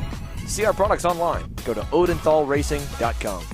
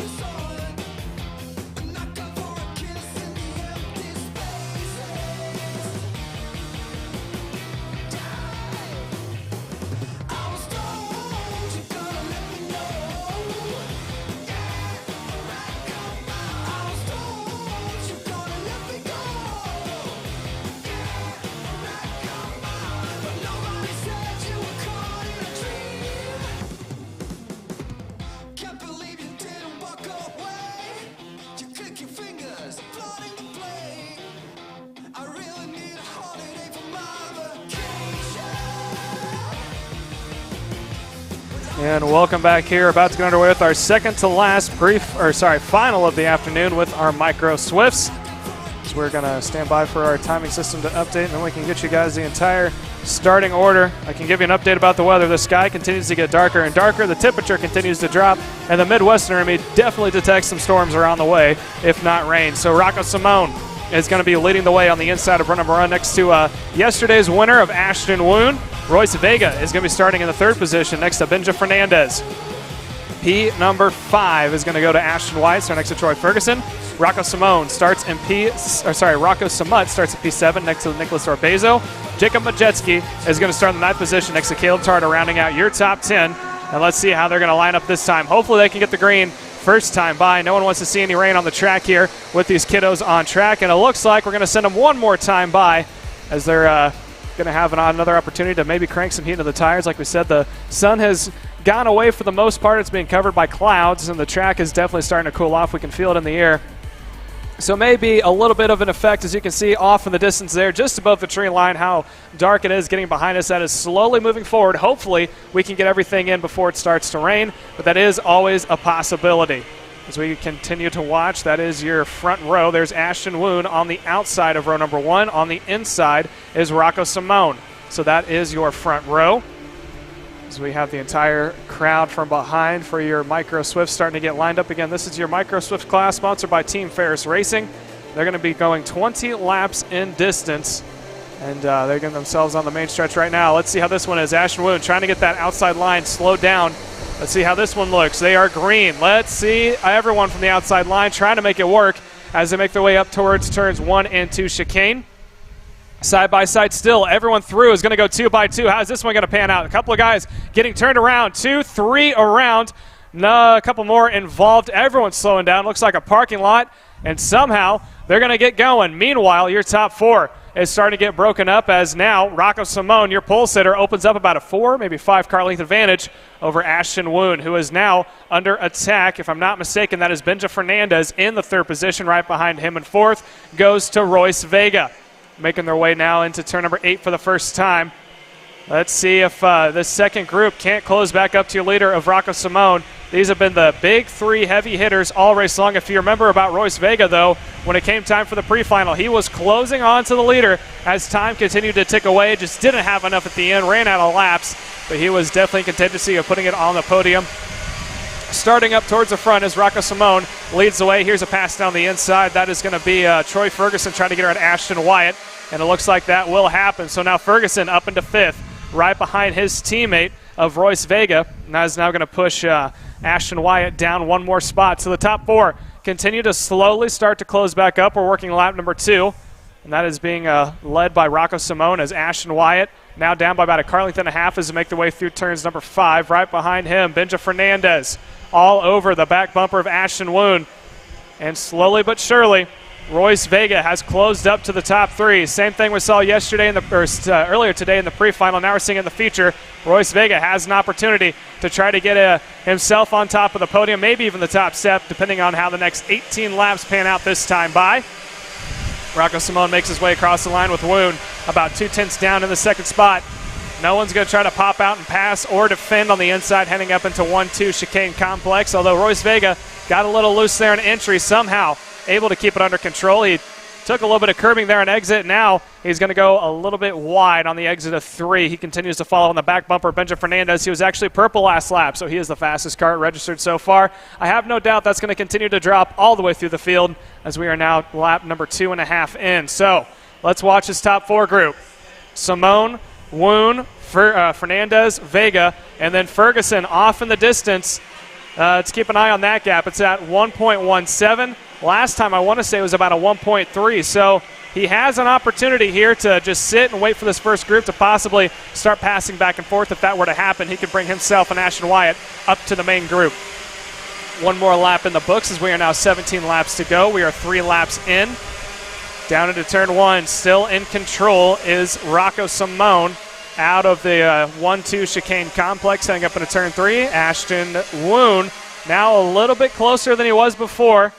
On his back bumper, Benja Fernandez, who is in that Trinity Kart Republic, is all over Ashton Woon right now as Woon has a look to the inside, trying to possibly set up your leader of Rocco Simone on the exit turn 5. He goes wide, loses a little bit of momentum, so Rocco Simone gave himself breathing space for yet another lap as they make their way into turns number 8, heading into 9 right now, the hairpin.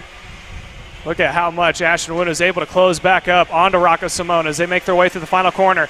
Here comes Benja Fernandez. He's got a good run on Woon. Is he going to push or is he going to pass? He goes to the back bumper, and it looks like he is going to assist, making the way up the hill. Let's see if he pops out last second to go for second. He does not. He continues to close. Woon to the back bumper of Rocco Simone as they make their way out of turn number 2. Heading up into turn 3, I think he's going to try it this lap. Thought about it. Now he is going to stay right behind. And now Royce Vega had an opportunity to maybe send it in late there on your 3rd placement of Benja Fernandez. Thought better of it as they make their way through turns 4 now. Ashton Woon is not as close as he was before. Benja Fernandez continues to follow in the tow in 3rd place.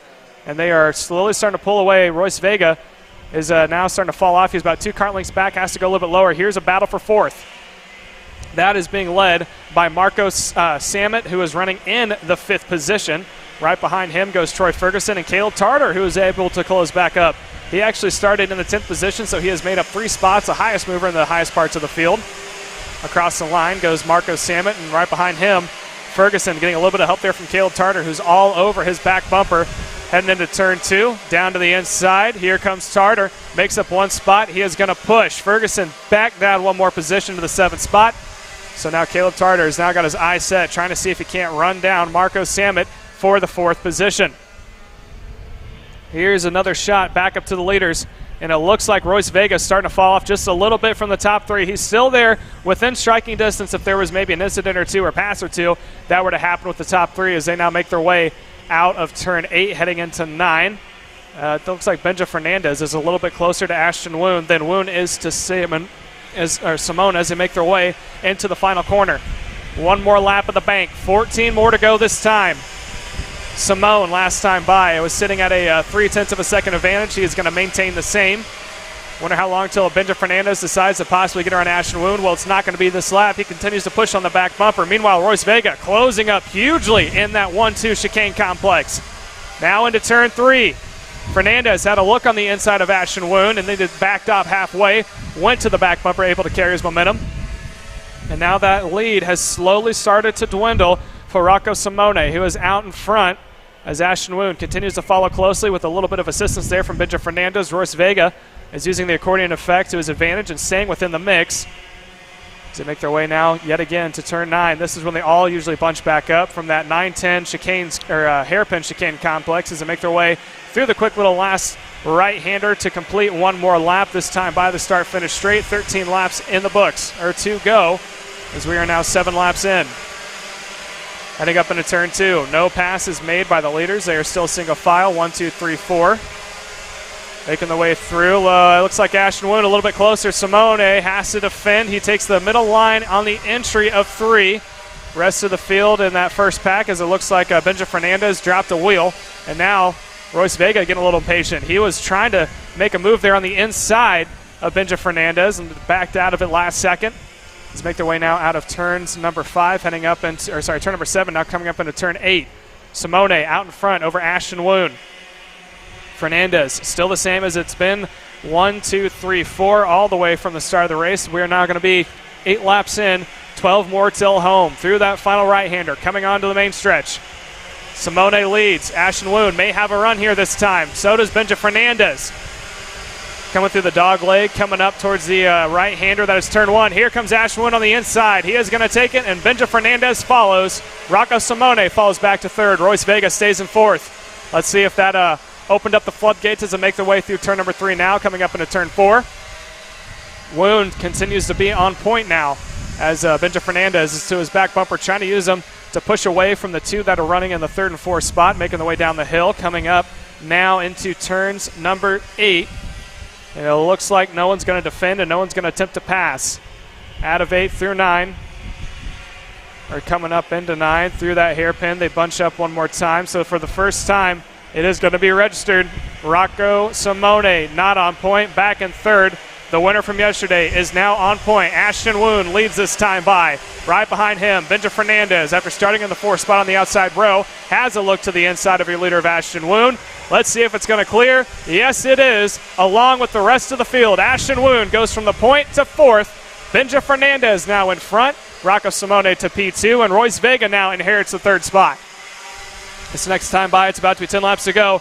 And that second pack is slowly starting to close back up. Come all this passing of Rocco Sammet leading it in the 5th position, followed by Caleb Tarter, who went purple last lap, along with Troy Ferguson and Nicholas Orbezo also up into the mix. There's the top 3 as Ashton Woon has fallen off just a little bit. He needs a little bit to recoup what he lost as he is now trying to work the toe. Coming off of Royce Vega as they make their way through that last hairpin, coming up through the final corner. Top 4 bunches up yet again.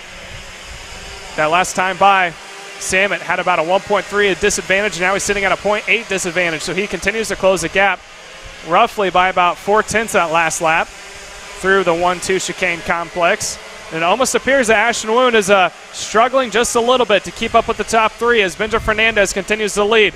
Rocco Simone still in P2 working his draft. 3rd spot of Royce Vega, who has sat back and only taken the spots when they were given to him, meaning when they freight trained the 4th placement now of Ashton Woon, he just followed right through. Very smart racing on his part. Save your tires towards the end.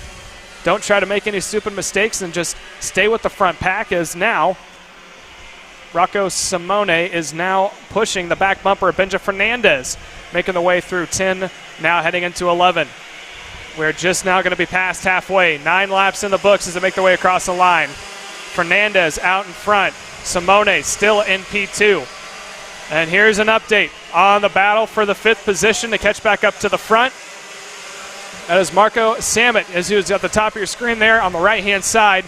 He is now closed up even more so, down to about a half a second as we are now watching the battle between Troy Ferguson and Nicholas Orbezo for the 7th and 8th position, as they are now trailing off that lead pack by a decent margin, roughly about 1.6 seconds to the carts out in front of him of Caleb Tarter and Rocco Samet, and about 3.3 seconds back from your leaders. So they're just turning laps right now, and who knows if the top 6 to 8 are able to pass back and forth with each other, we could easily see these two up into the mix.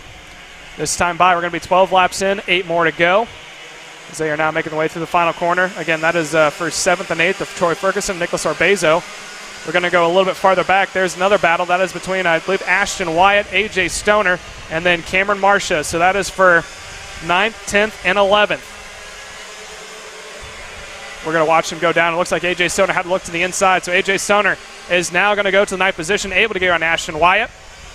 Cameron Marcia running in the 11th position. Would love nothing more to get a top 10 right now. They're sitting in the 11th position as AJ Stoner starting to pull away just a little bit from Ashton Wyatt, who is now falling back into the 10th spot. Here's the battle for the lead, and they have all started to catch back up. Still, Benja Fernandez out in front over Rocco Simone in P2. The 3rd spot of Royce Vega has now got company because Ashton Woon was able to recoup what they had started to fade away from. All over the bumper now of Royce Vega as they make their way across the line. 7 laps to go. So we are 13 in, 7 more till home. Up into turns 1 and 2. No passing this time. This has been a little bit more tamed than what we've seen previously here from our Micro Swift as opposed to the pre-final final yesterday and the pre-final today. They've been all incredibly smart and consistent here of trying to figure out when to make their passes and when it's an unnecessary risk that you may not be worth taking. Meanwhile, Marco Samet, who went purple last lap, is still maintaining about a half a second down from the top 4 they're watching right now. So what he really needs is maybe a pass or two in that front 2 between Simone and Ferguson in order to bunch them back up. This time by is going to be 6 laps to go. So we're going to be 14 in this time by as we're quickly approaching 5 to go, and then that's probably when we're going to see all chaos here. So let's watch this top 2 right now. Fernandez continues to pull away out in front. Last lap, Rocco Simone went purple. He went a 52.322. That's just a little bit faster than Benja Fernandez 52.343. So they're almost identical in lap times, and they've stretched out just a little bit of a gap, probably about a cart length and a half between those two, Royce Vega and Ashton Woon in 3rd and 4th. And now off into the distance, coming into frame, Marco Samet is about to join the party here and see if he can't try to fight his way up towards the front, although time is not going to be in his favor. If he catches him anytime soon, it'll probably be with about 2, maybe 3 to go. And if that's the case, he's going to have to act quickly or hope that something major happens with the front 4 as they are now snaking the way through. Actually, I say that. I think he might catch him a little bit sooner. Ashton Woon getting held up a little bit by Royce Vega. To the back bumper he goes. Here comes, it looks like Simone was down on the inside trying to make a move for the lead on Benja Fernandez. He continues to stay on the back bumper. Does he make it in turn 1? Continues to push up the hill. Backs it off heading into turn 2. A little wide there in entry. Went Benja Fernandez. May have opened up an opportunity for Rocco Simone. He doesn't take it, but Ashton Woon is able to get around Royce Vega. He now goes to 3rd. All in the while, your 5th placement of Marco Samet is now within the towing distance of Royce Vega for 4th, and he is inching his way back forward. Now he is putting it on hyperdrive as he is down by about 3 cart lengths. Here's a pass for the lead, just what Samet needs in 5th, as they are going to go side by side. Samet to the point, and here comes Ashton Woon. 3-for-1 special all the way up to the point. Royce Vega now trying to get around Fernandez. So Benja Fernandez went from leading. Now he is under attack from the 5th placement of Marco Samet as they make their way across the line. 4 more laps to go. We got one way out wide. I think that's Benja Fernandez, who is stuck on the outside line. And here comes Marco Samet. He is now up into 4th, closing in on the top 3. To the top of the hill they go to turn number 3. That is now Ashton Woon, who is trailing in 4th, now up on point. Rocco Simone has been in every position in the top 4 from 1st, 2nd, 3rd to 4th. Now he finds himself in P2. And Royce Vega, who has sat back and watched us go down, is now getting passed on the inside of that right-hander of turn 7. That is Marco Samet, now up into 3rd. Let's see if he can go even higher. Out of turn 8, heading into 9. Let's see if Samet's under fire from Royce Vega. He is not. He actually pulls away a little bit on the entry of that hairpin of turn 9, coming up into 10. Looks like Ashton Wu now is going to be under attack here from Rocco Simone. This is exactly what Marco Samet wants. Moves up 2 spots in that last lap as we are now 3 laps to go. Here comes Simone on the inside of Woon, decides to back off of it. And now to the back bumper of Marco Samet is Royce Vega, so he's giving a little bit of a push. Meanwhile, Benja Fernandez is under attack from Caleb Tarter for 5th. Heading down into turn number 4. The top 6 are broken up, but they're slowly closing back up as Royce Vega got a little wide there on the entry of 4. Now he's going to be under attack from not only Benja Fernandez, but also Caleb Tarter as they're battling back and forth. Meanwhile, the top 3 out in front as Royce Vega goes way wide, losing both positions, so he gets passed by both Fernandez and Tarter. We're going to stay with this battle for the top 3 as they're approaching 2 laps to go. Ashton Woon out in front. Rocco Simone in P2.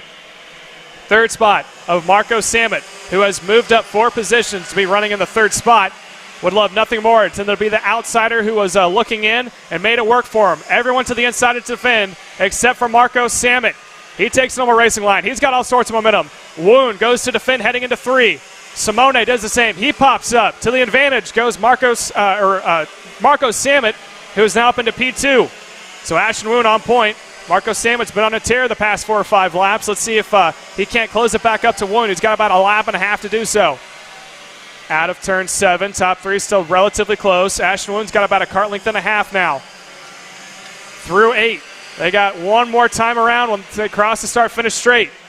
Rocco Simone goes to the inside line to defend, and now he's going to defend again heading into 10. That may have been just a little premature, although Rocco Simone all over the back of Samet as they make the way across the line. White flag in the air. One more lap to go.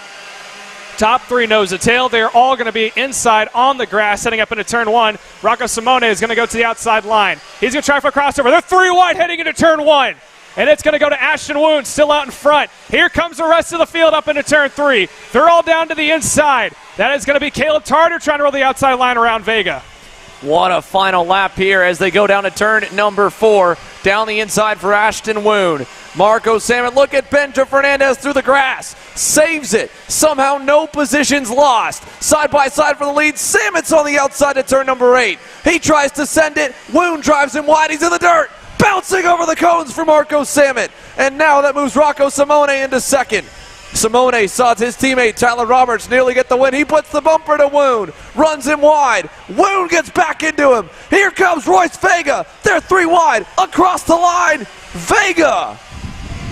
Unbelievable. Again, the Mini and Micro drivers have a 3 wide finish, and it was 500ths of a second that separated the top 4.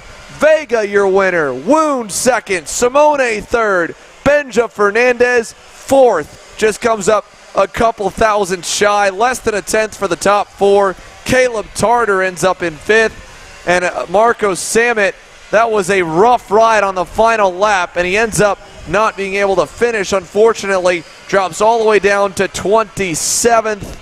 I think he may drop all the way down even further and may end up around 30th for him. So a race that had it all, and what a way to end it again. Team Ferris Racing Micro Swift. Royce Vega is a U.S. Pro Kart Series winner once again here. What an awesome job for Team Bennick to get another win.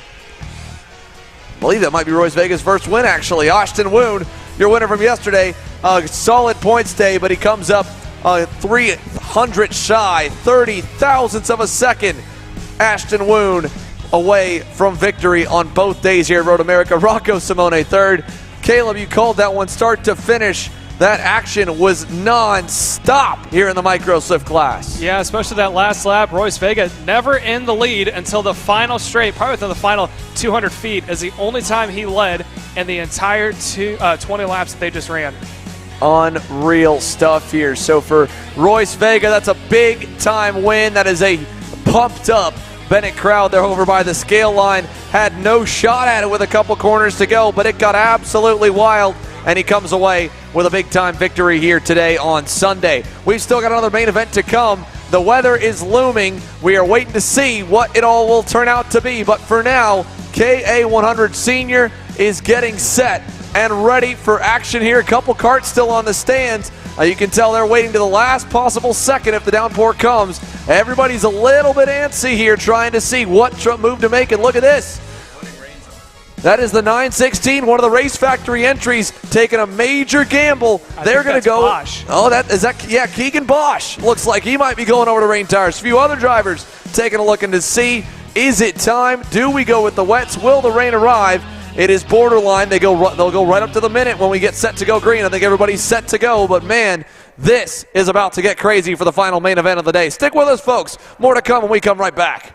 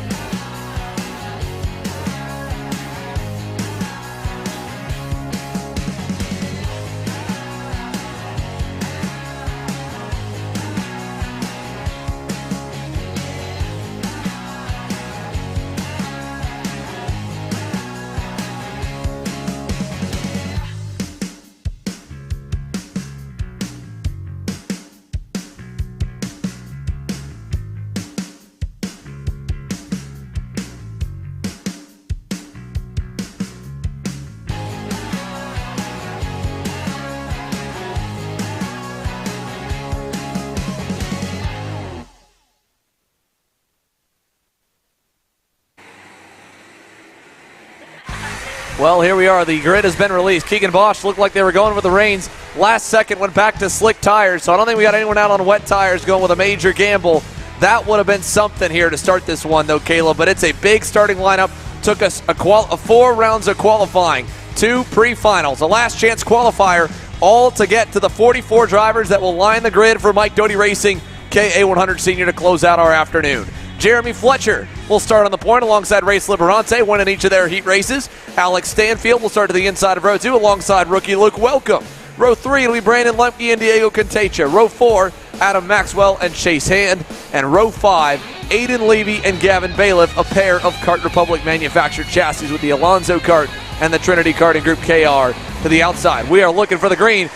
What a jump, and not enough. That time by there, it was not good enough at least. Liberante looked like he was on the power trying to see if he could stay nose to nose with Fletcher going to turn number 1. Yeah, I think everyone's best bet on the outside line is to try to either jump the leaders going into turn 1 or either fall back and try to blend in between first and third to make your way into the quick right-left chicane that is of 1 and 2. So we still got a lot on the line here.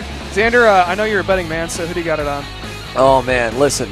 I think Race Liberante's got a bit of a chip on his shoulder after yesterday. I thought he looked really, really strong, but I'll be honest, I don't know if anyone looks stronger to me today than Alex Stanfield. I think the GWR Tony Kart driver could be very, very racy. He starts third inside row number 2. That's going to be my pick for this one. I think Stanfield's got a real good shot at it. Caleb, what about you? I'm taking Liberante all the way. All right, well, let's see if Mr. Race Factory USA is good to go. Look at him wiping off the tires with his own gloves as they come onto the front straightaway. Here we go, 44 drivers, KA100 Senior. And we are spread out looking for the green. Second time by, we got it. Liberante is nose to nose with Fletcher as they go down to turn 1. What a start for Luke Welcome. From 4th, he jumps down into 3rd. On the inside, Liberante gets into 2nd. Let's see if the field makes it through the chicane. It's a little bit dicey, especially further back, and Fletcher blocking for Liberante. Liberante's going to make him earn it. We got a big problem there at the back of the field. Back up front, Liberante around the outside trying to make it. Fletcher hangs on to the lead. Yeah, and it looks like Welcome is trying to join the party along with a man who is a veteran of this class, Brandon Lemke, is also trying to see if he can't get his nose in on Welcome as they make their way into turn number 8. So it now looks like it's going to be Jeremy Fletcher leading the first lap. Top 4 starting to get a little separation right now. What a breakout weekend here for Luke Welcome. He's definitely been phenomenal, but he's going to get the business right now from Brandon Lemke. The Millwright Merlin quickly and decisively goes through to 3rd. Welcome back to 4th. Backs up to his Orsolin Racing Kart Republic teammate of Diego Contecha in the 5th spot as they climb the hill. Look at Fletcher. He'll block all the way to the bottom into 1. Liberante right behind. I don't know if he was going to go for it on him. You can bet he will go for it now. When you start blocking this early, it's a sign you're afraid that you may not have the pace. And so with that, Liberante, he was even trying to signal to Fletcher, go, buddy, don't block. Let's keep going.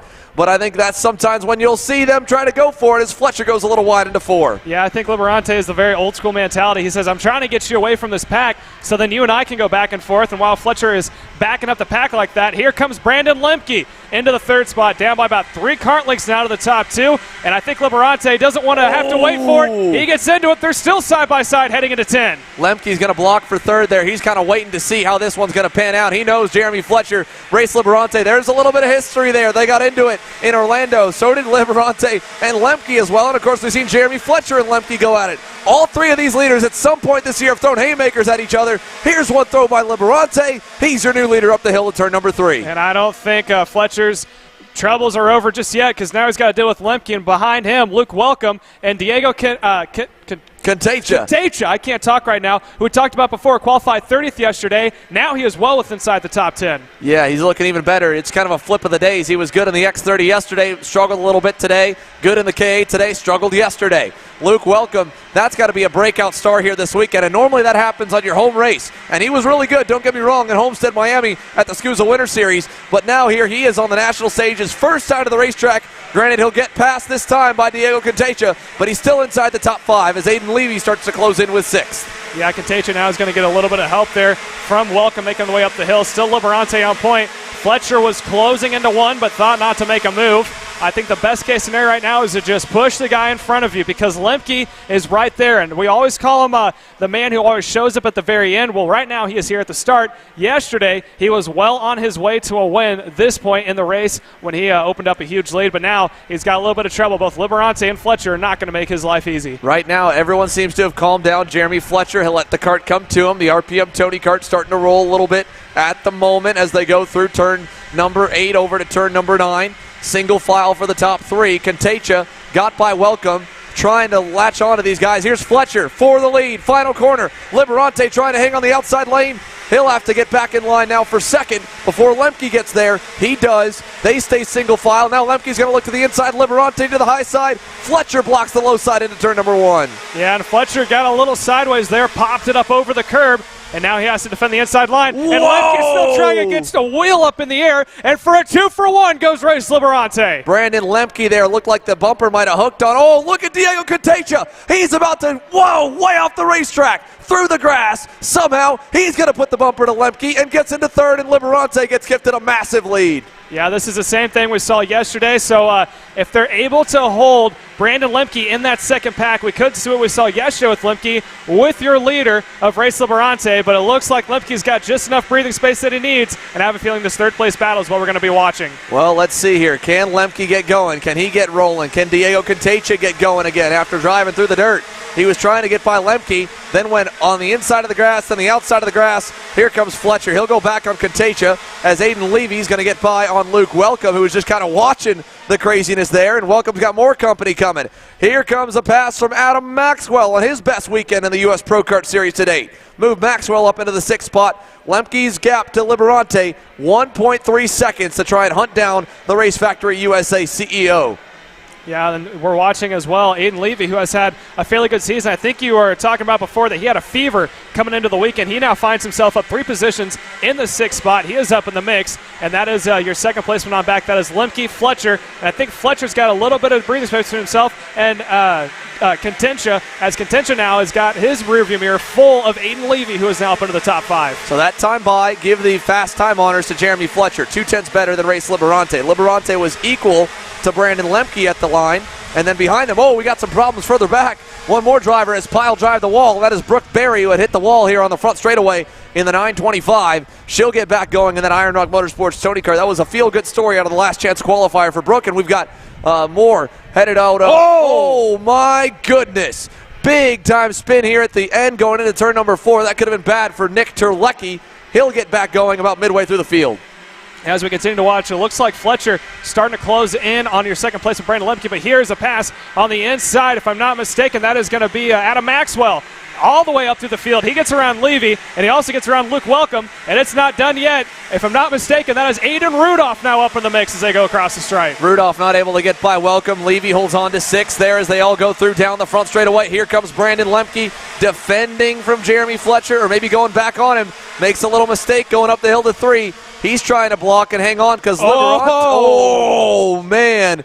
No love lost there. Jeremy Fletcher. And Katecha throws a wheel at Lemke. Brandon Lemke getting booted out of the way by Jeremy Fletcher and gets a swerve and a hip check from Diego Katecha. Yeah, I'm not sure if there was something behind the scenes that we didn't see right now, but now Lemke is under attack from Adam Maxwell, who's trying to push onto that inside left part of his kart as they make their way down into 10. Here comes another dive bomb. Lemke not having a good day today as he continues to fall back through the field, and now it looks like there's another pass on Aiden Levy coming from Luke Welcome. That had some heat on it right there. I mean, that was up there with Lemke versus Liberante back in Orlando to start the year. The gloves are off in KA Senior, and now it's 2.3 seconds. Jeremy Fletcher has to find to hunt down Race Liberante in 14 laps. It'll be hard to see if he's going to be able to do that, but it's a tall order. Into turn number 3. Here's a battle further back. Aiden Rudolph on Aiden Levy. A little Aiden on Aiden action, and Aiden Rudolph gets the job done. Gavin Bailiff unable to follow. He stays behind his Trinity Karting Group teammate.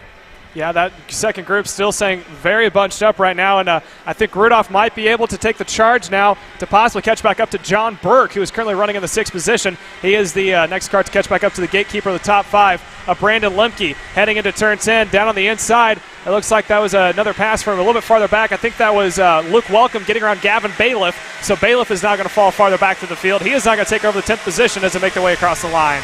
Good news for Jeremy Fletcher fans at home. He just went a 10th and a half better than Race Liberante.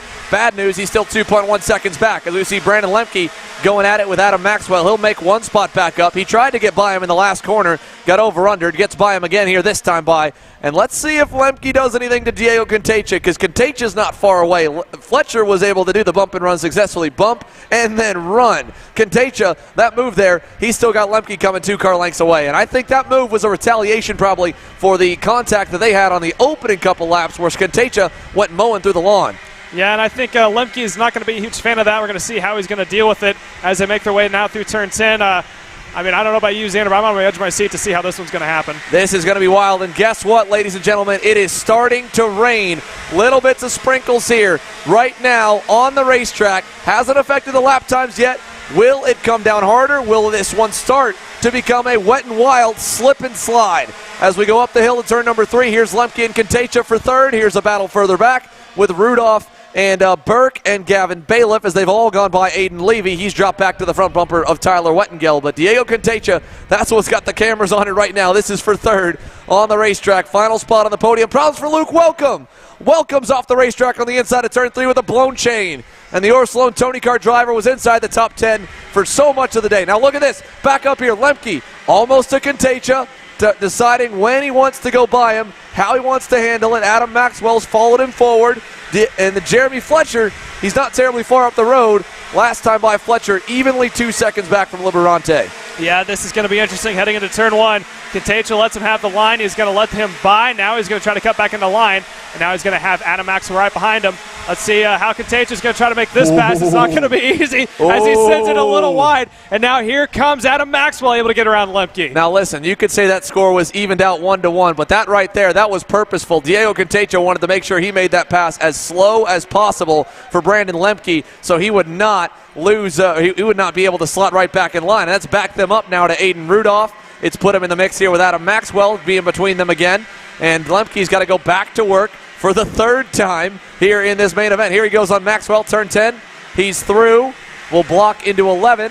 And we got a little bit of a gap as they come onto the front straightaway. Yeah, it looks like Rudolph may have tried to follow. Rudolph is actually bringing that second crew right behind him of John Burke, Gavin Bailiff, and Tyler Wettengel, who's up 4 positions to be running a 9th. As here comes down the inside. Oh, major contact. Levy got turned, and I think he got into it with Gavin Bailiff on the entry of turn 1. That was wild. Aiden Rudolph has to go on the access road through the grass along with one more. So Levy's okay. Rudolph's around.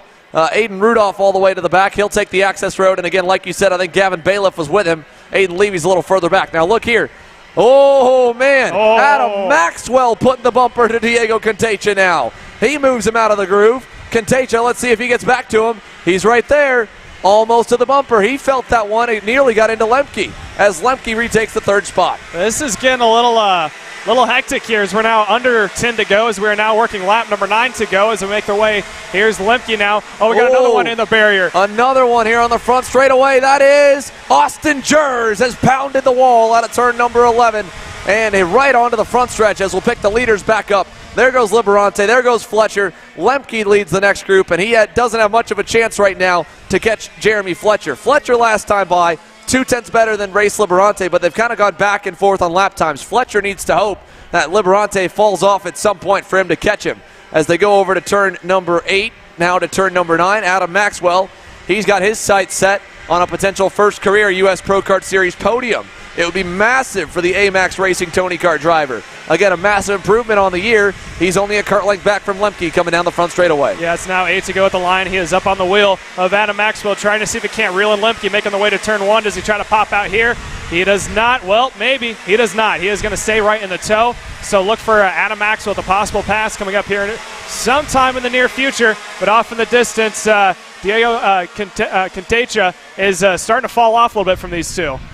Yeah, Diego Contecha fading back a little bit. Brandon Lemke still third. Adam Maxwell fourth, and they've got 0.4 and growing back to Contecha. They were even with the pace of Liberante. Liberante at a 49.23. Jeremy Fletcher a 49.20. He picked off only 300s. He needed a whole lot more last time. 7 laps to go this time by. Race Liberante, praying that the track stays the way it is, because if it rains, it's going to get a whole lot sketchier, and it's never the benefit to be the leader in the rain, because everyone else can judge your braking points, your throttle input, your turn-in points off of, and then go a little bit deeper, easier, a little bit narrower or wider, and go a little bit quicker than you. So if it stays the way it is, Liberante's sitting pretty. If the rain comes, which it was sprinkling, then it goes back in the favor of Fletcher and potentially Brandon Lemke. But Race Liberante, lots of years of experience. He's raced in the rain. He's raced everything from shifters to X30s to 206s to now KA100s here in the last few seasons. And he's been really quick this weekend. Unfortunately, 6th place yesterday after driving to the field. But he's got the pace here today, and he has pulled away in his pre-final. He is on his way to a checkered flag, his first U.S. Pro Kart Series win, I believe, of his career here in the Series' 10-year life. Yeah, and I know it'll be the first one as well for Race Factory Chassis if he is able to get a win, I believe. I don't think there has been one yet, as we're now watching Maxwell on the back bumper of Lemke. Is he going to continue to push and try to catch back up to Jeremy Fletcher? Is he going to try to make a move? They're running out of laps. It's going to be 5 to go next time by. They're currently trailing Fletcher by roughly 2 seconds, 1.8 right now.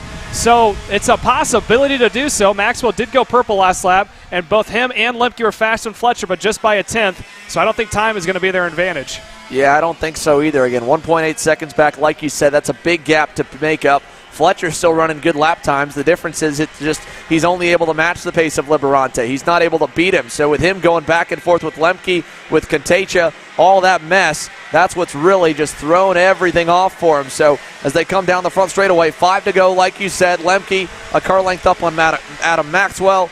He goes purple.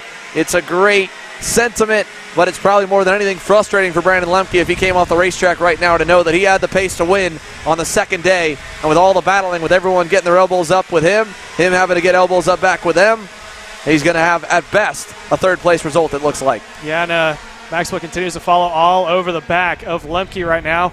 Last time by, they were able to take a 10th out, and it was actually Lemke who went purple, but it's not going to be enough time for them, as seeing it's going to be 4 laps to go this next time by. And also sitting with Jeremy Fletcher's deficit on Race Liberante is currently sitting at 2.1 seconds. So we continue to watch this battle for third right now. The closest one, the highest in the field, as they make their way now to burn one more lap. It's about to be 4 to go at the line.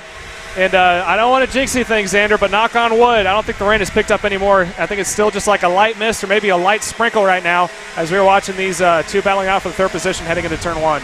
Definitely crazy stuff here with the weather. It looked like it was going to downpour about midway through that X30 Pro main. It's held off for the entirety of this event. I mean, the U.S. Pro Kart Series has been really lucky this year when it comes to weather. Nothing at GoPro, nothing at Orlando. And on the final race of the day here, as Jeremy Fletcher drops into turn 7, we've seen a few sprinkles, we've seen overcast and looming skies, but it hasn't hit the racetrack here. The wide open circuit at Road America, a beautiful facility, had the sun shining on it for 95% of this race weekend, and now in the last 5%, no sun, but so far, no liquid sunshine either. 3 laps to go. Race Liberante just 3 laps away from a major breakthrough victory for the brand, for himself, for KA100 Senior to be let known that the Race Factory chassis is something that can work and it can go up to the front in the 100cc categories on the national stage. Here's a good look at a battle further back down the order.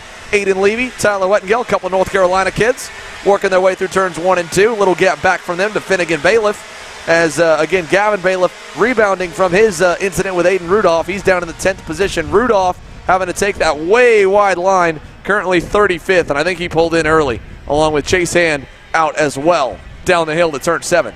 Yeah, they make their way down the hill again. This is the battle for the 6th position that Levy is holding on to. Tyler Wettengale is currently sitting in P7, and just behind them, looks like both Bailiff and Leiter slowly starting to close back up. As for 3rd, I think, if I'm not mistaken there, Xander, I think the bumper's starting to come off. Yeah, let's go. Let's see if we can get those cameras up to P3. Brandon Lemke might be losing a podium right now because that right rear bumper bolt looks like it's starting to go away. Here's this battle further back. Let's go up to Lemke here and Adam Maxwell. You look at that right rear bumper dragging across the ground. Now, if it stays close, it's fine. I think if it just hits the ground. But if it starts to open up and swing back and forth, that's where things could get to a technical DQ. If they don't flag him off, they still could get him in post-race tech inspection. So Brandon Lemke, not sure if he knows it or if he can feel it just yet. He's probably just hanging on and hoping to salvage something here, hoping for some good championship points. This would be an absolute catastrophe for his championship as he was looking to get himself back in the title fight here this weekend. White flag in the air this time. One more lap for the bumper to hold on. And the Millwright Merlin running 3rd, a 2.5 back from Jeremy Fletcher. Up the hill, he's got a block as well. That podium's not guaranteed. Adam Maxwell's going to make him earn it to the outside into 1 and 2.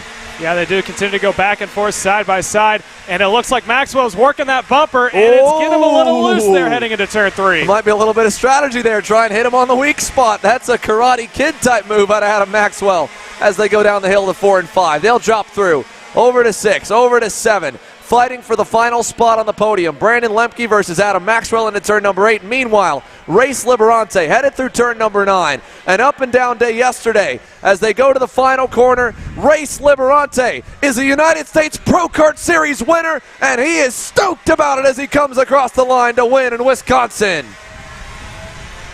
And Brandon Lemke will hold off Adam Maxwell unofficially for 3rd. Look at this fight here. This is Tyler Wettengale's group. Just inside the top 10 for 6. He gets Aiden Levy, holds him back. Finnegan Bailiff finishes 8 up 6 spots. Looking for some of the other big movers on the field. 10 spots gained for Tyler Stevens, Adrian Cruz, Jonah Hanran. 18 spots gained for Xander Rogers, one of the LCQ heroes. Gets up to 23rd. Oliver Cunningham follows him forward. So does TJ Coyen, 24th and 25th. But Race Liberante, a race winner for the U.S. Pro Kart Series in KA100 Senior. In spectacular fashion, leads the majority of the laps, gets that big gap, holds it to the end, keeps that 2-second margin back to Jeremy Fletcher in the Ryan Perry Motorsport Tony Kart. Brandon Lemke unofficially 3rd with the fastest lap. Adam Maxwell ends in 4th. Diego Contecha 5th. Tyler Wettengale, Aiden Levy, Finnegan Bailiff, Gavin Bailiff, and PJ Lida round off your top 10. What a wild and crazy end to what has been overall a fantastic weekend of racing here at Road America. A couple red flags today. A threat of rain here in the final few stages is one of the most exciting racing we've seen on the season so far, especially in the cadet categories. Even the seniors trying to live up to their name as well to put on some headline shows. For that, ladies and gentlemen, for all of you here on the U.S. Pro Kart Series paddock, for those of you tuning in to the Kart Chaser live stream and the EKN radio stream as well, of course, this event, a huge thanks to our presenting sponsors of the U.S. Pro Kart Series. Now, along with MG Tires and Miami USA East, this event, round 3, brought to you by Millwright, Will Power Kart, MPG Motorsports, and Leading Edge Motorsports. For all of the U.S. PKS partners, all of our Kart Chaser partners, for Caleb Smock, for Jenna Tommy, Zoe Edenholm, and myself, Xander Clemens in the booth, it's a pleasure to get to call the racing. We will see you at the next U.S. Pro Kart Series event for the season finale at Newcastle Motorsports Park in September. The next Kart Chaser event and e-karting news event in a couple weeks for the SCUSA Summer Nationals in Newcastle. Until then, we will see you next time.